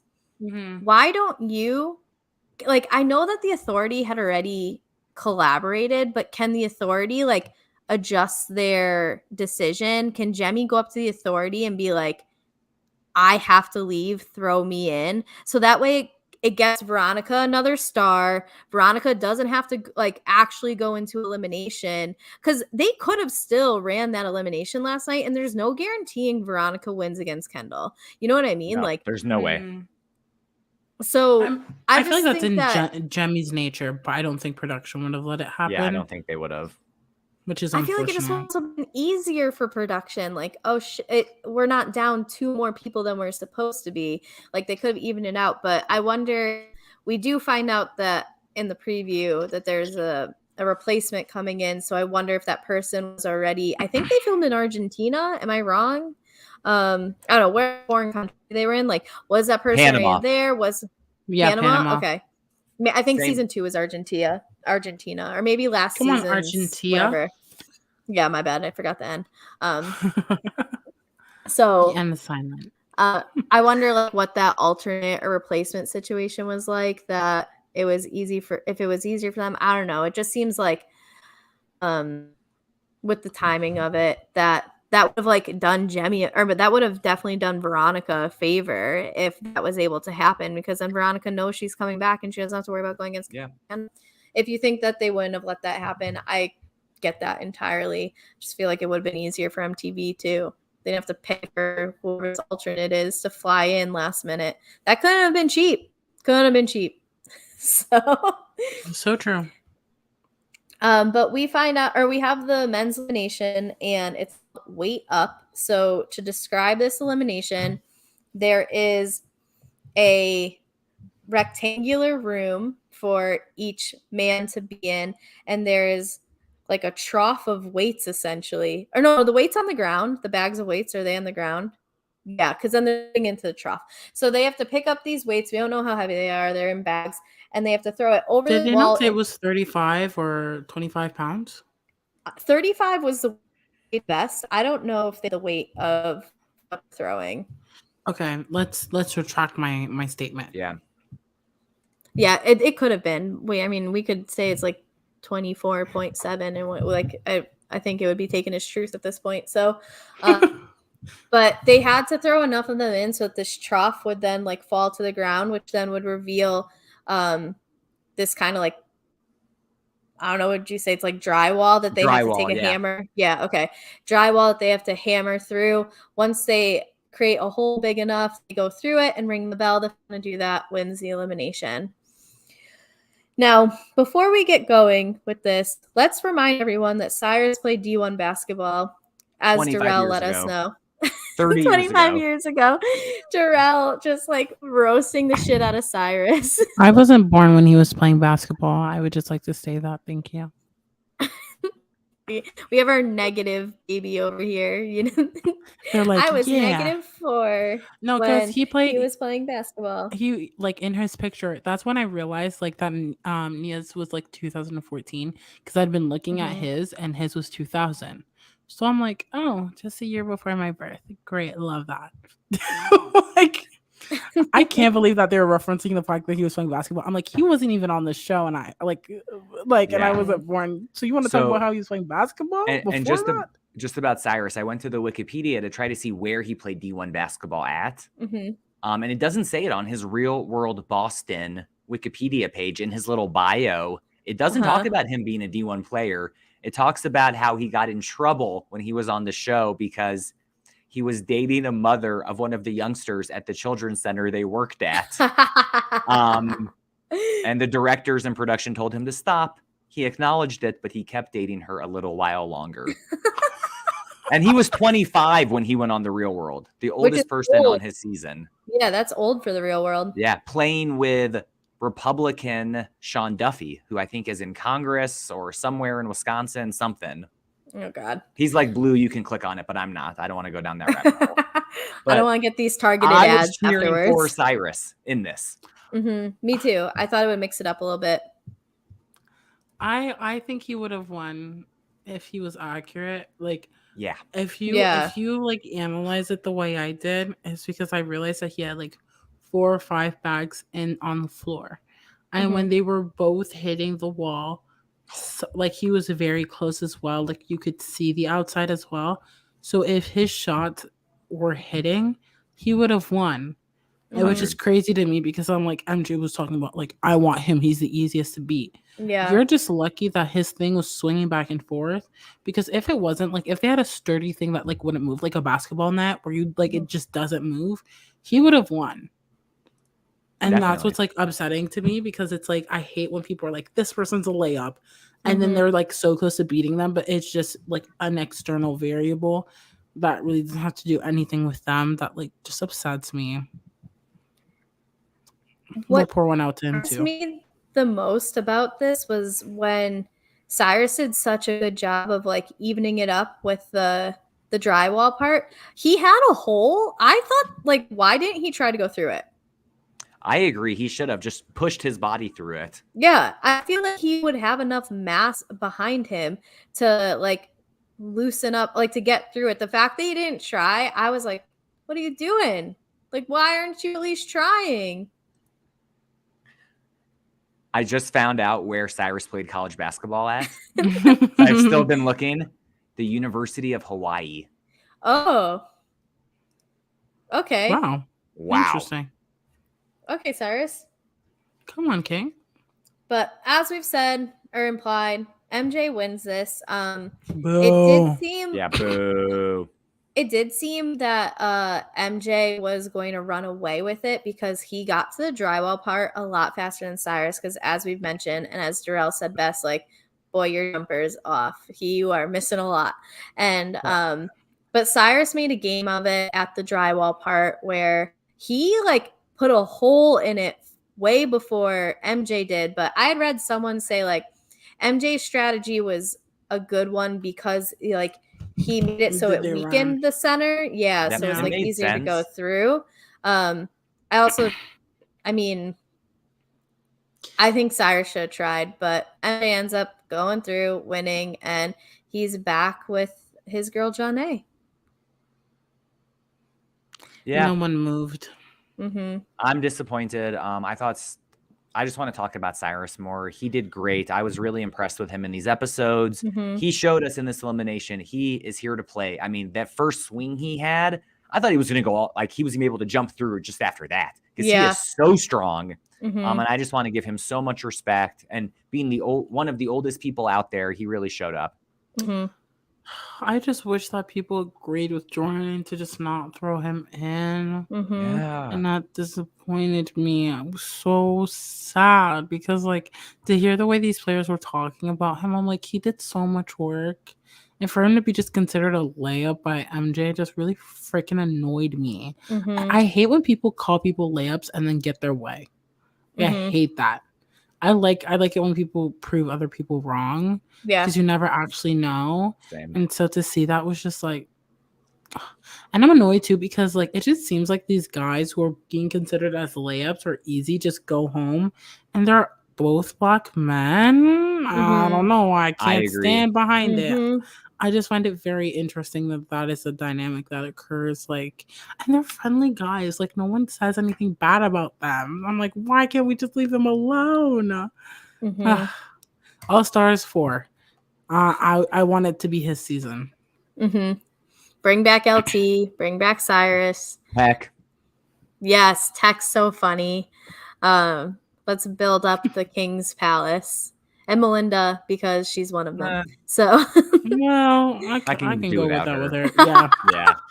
I was just trying to respect the season 2 alliance. That's all. Bring in Ruthie, let her replace her. Oh gosh. That'd be great. Oh, well, no, Ruthie. Wait, was Ruthie season 1 and she was like not I take it back. That wouldn't be great. I don't know who it is, but bring back the girl who ate that other girl's Greek salad. That's why I want that. Oh, that was Ayana. Wow. Bring her back. What a great segue because so can we get to next week on? Yes. Our preview lets us know that we've lost too many women. We need to replace at least one of them. So we have someone coming in. And Jason, you seem eager to give us your guess. Who do you think it is? Well, I have 2 guesses because I'm not spoiled, but watching these shows, the 2 people that I want to see the most, I don't know how probable it is, but the people I want to see the most are, as you just mentioned, Ayana or Yesella. Yesella, okay. Because they are both competitors. They bring the drama. They're great TV. And that's what I want to see on the show. But realistically, I think it's probably going to be Anissa. Oh, no. But I want Yesella or Ayana so bad. Who do y'all think it's going to be? React to what I'm saying. I don't think it's Anissa. And here's why. Anissa keeps doing these challenges season. First of all, she needs to stop. Get paid. No shade. No shade. Like, just join All Stars. Like, stop doing.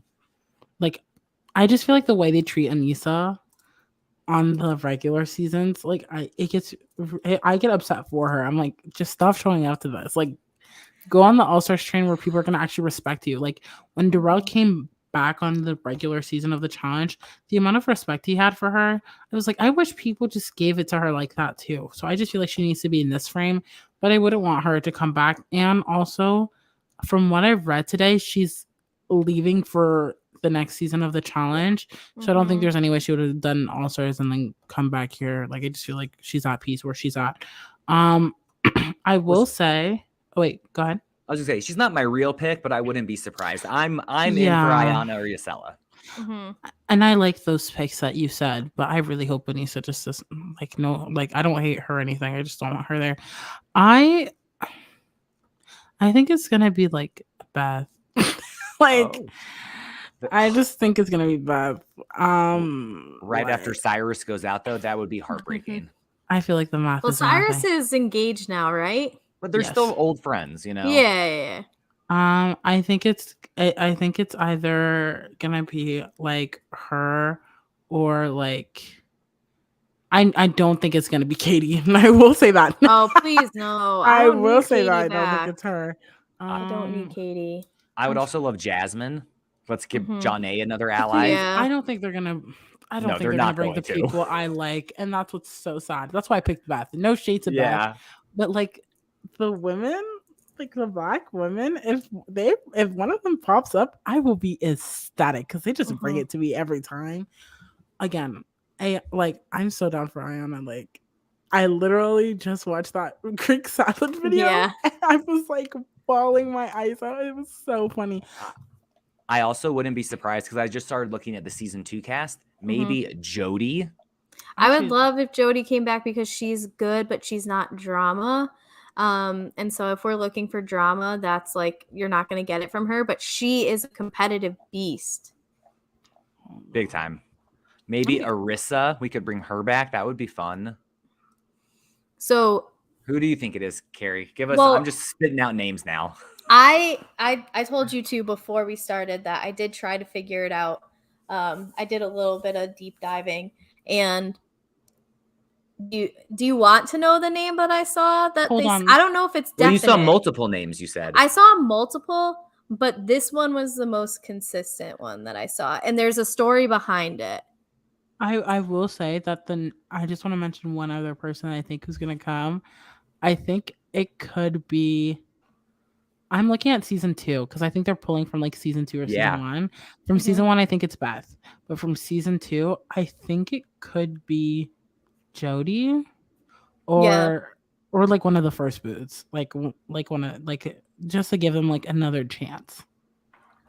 So, do you want to know what I saw? I don't know if it's true. I don't know if Give it's us true. the team. Give us all the names you saw though, because I want to hear more than just the one you think, and then we can try to guess who it is. So there was. First of all, the first thing I saw was a couple people say, I was pretty sure I saw blonde hair, which eliminates a lot of the people that we would want to see, like Ayana coming back, basically any black woman coming back. Yeah. A sad day. Trishelle dyed her hair blonde, maybe. Let's also pour a shot for that one. Yeah. Okay. So maybe someone with a blonde wig. maybe. It's actually Tyler in his blonde wig. Tyler's coming back. So literally imagine. Amazing. A couple people said Laurel because she was at the season premiere party, and other people said Beth. And here's why I think it's Beth, is because I had read that both Beth and Tina were asked to be on this season. Beth refuses to be on a season with Tina, and they were both at the airport and saw each other, and Beth flipped the fuck out and refused to go. So I think she had like scheduled to be here, and so I think that's why it's easy to call her up and be like, fly to Panama, we need you, and we promise Tina's not here. So I just have to say, it's an interesting theory. And if that's the case, and Beth is at the airport and she says, no way, I'm not going, who was the last minute replacement for her then? Like, who did they call at the airport? Well, that's the thing is, I think to be on All Stars 3 now. I think they fly out a couple alternates regardless. And especially during COVID, because if anyone like starts with COVID, I think that's what they do. So she, like, I don't know if there was someone who was an alternate, because like we have people like Cook who was an alternate and was cut last minute. Like I would love to see Cook on there. But those were the two names that I saw, because Laurel was at the season premiere party And so people are like, oh, maybe she ends up showing up this season, which would add a whole ass Wow. layer to this game. And then the other thing I saw, which I think is more likely, to be honest, is Beth. But the whole story of like the Beth Tina like fight at the airport and Beth refusing to go if Tina's there, and like MTV trying to like pull one over on them.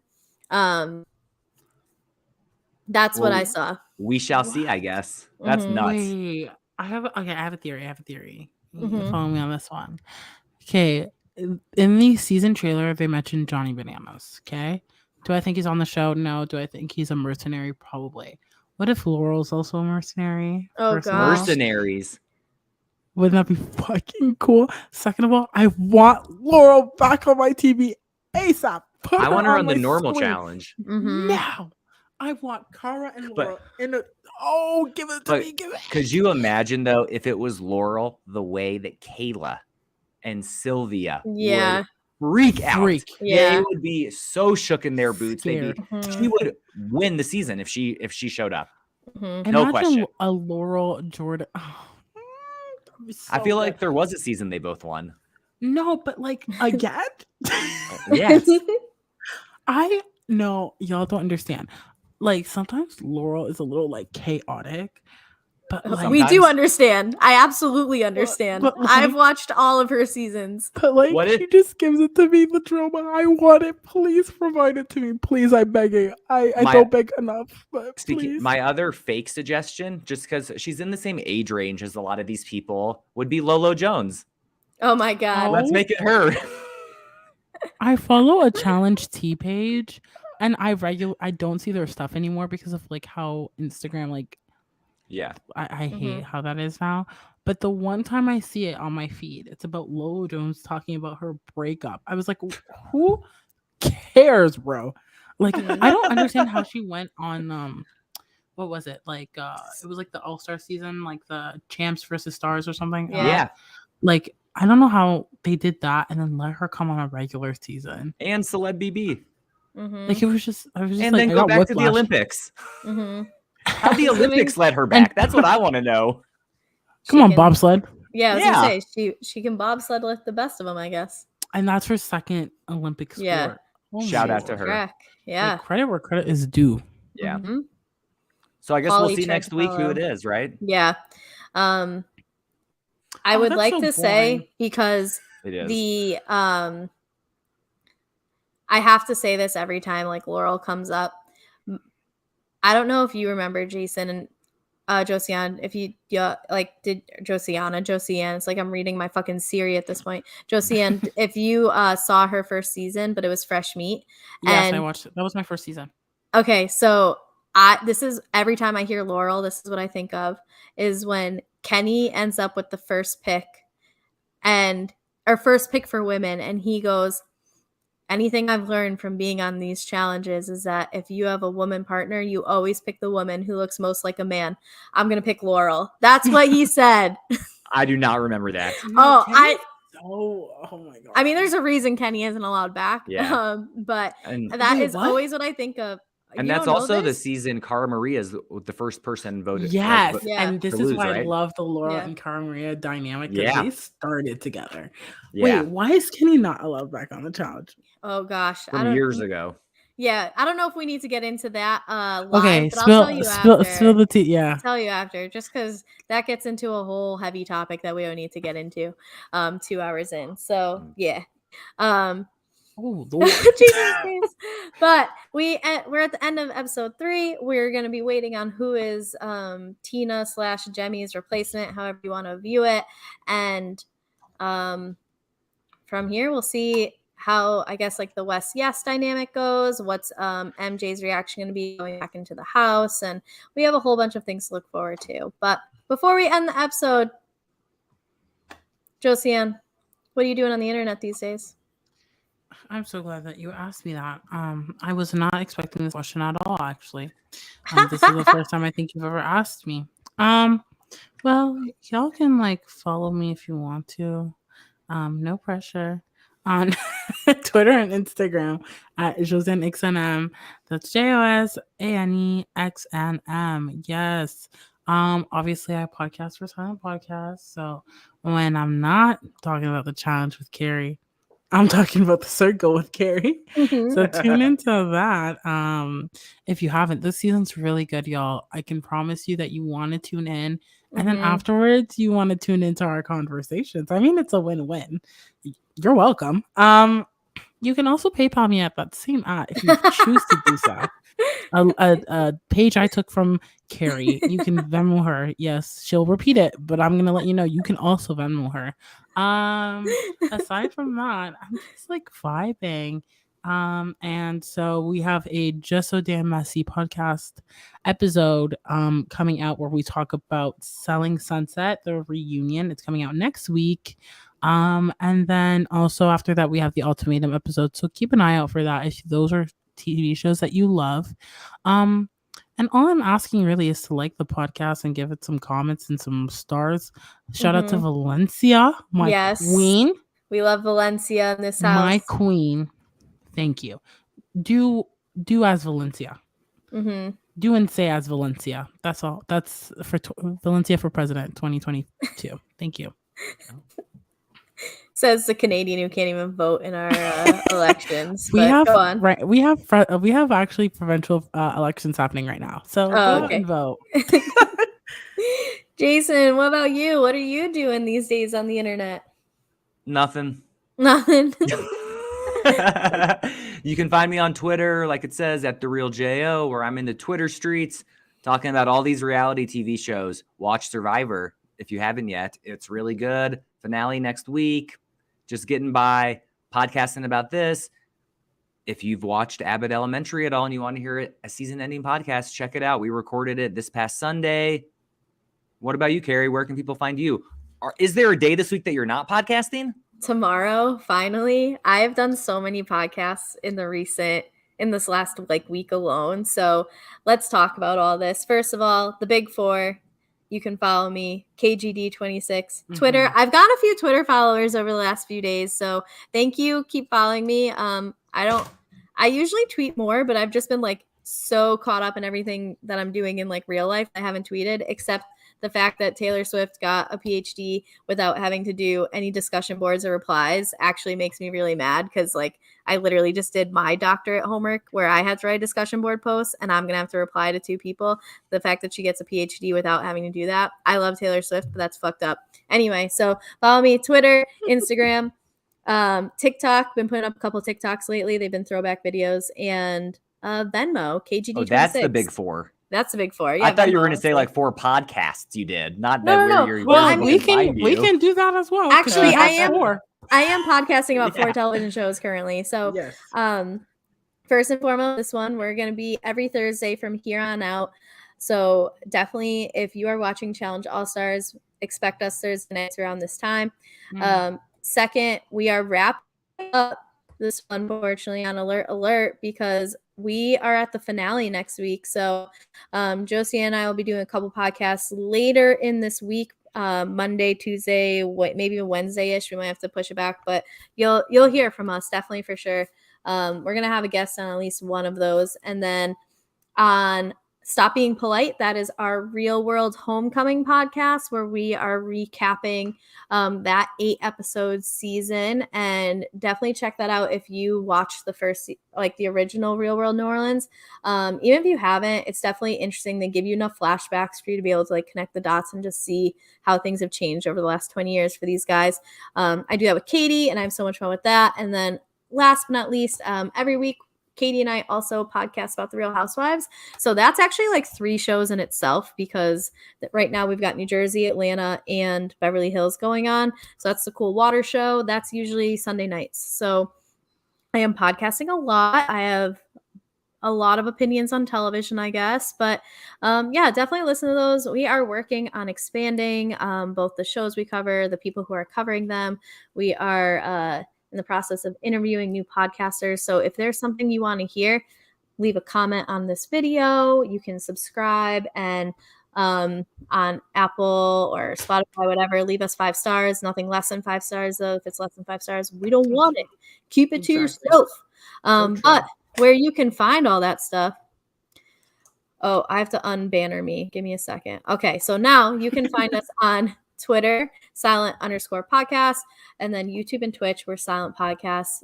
You can catch a lot of our stuff as videos, but definitely you can hear everything on podcast form, wherever you listen to podcasts. So in conclusion, we got a lot going on. We're working on making Silent Podcasts bigger and better for you. Please stick along with the ride and support us how you can. All you have to do is just like give us 5 stars. But Jason, I told Katie that you play music on the way out. And so we did that in our last podcast, whatever one we did. So, stop being polite. So we took it out of your book. We did that. So I'll play the music if you want to end this. Thanks. Have a great week, everybody. Cue the Bye. music. Next week. Bye.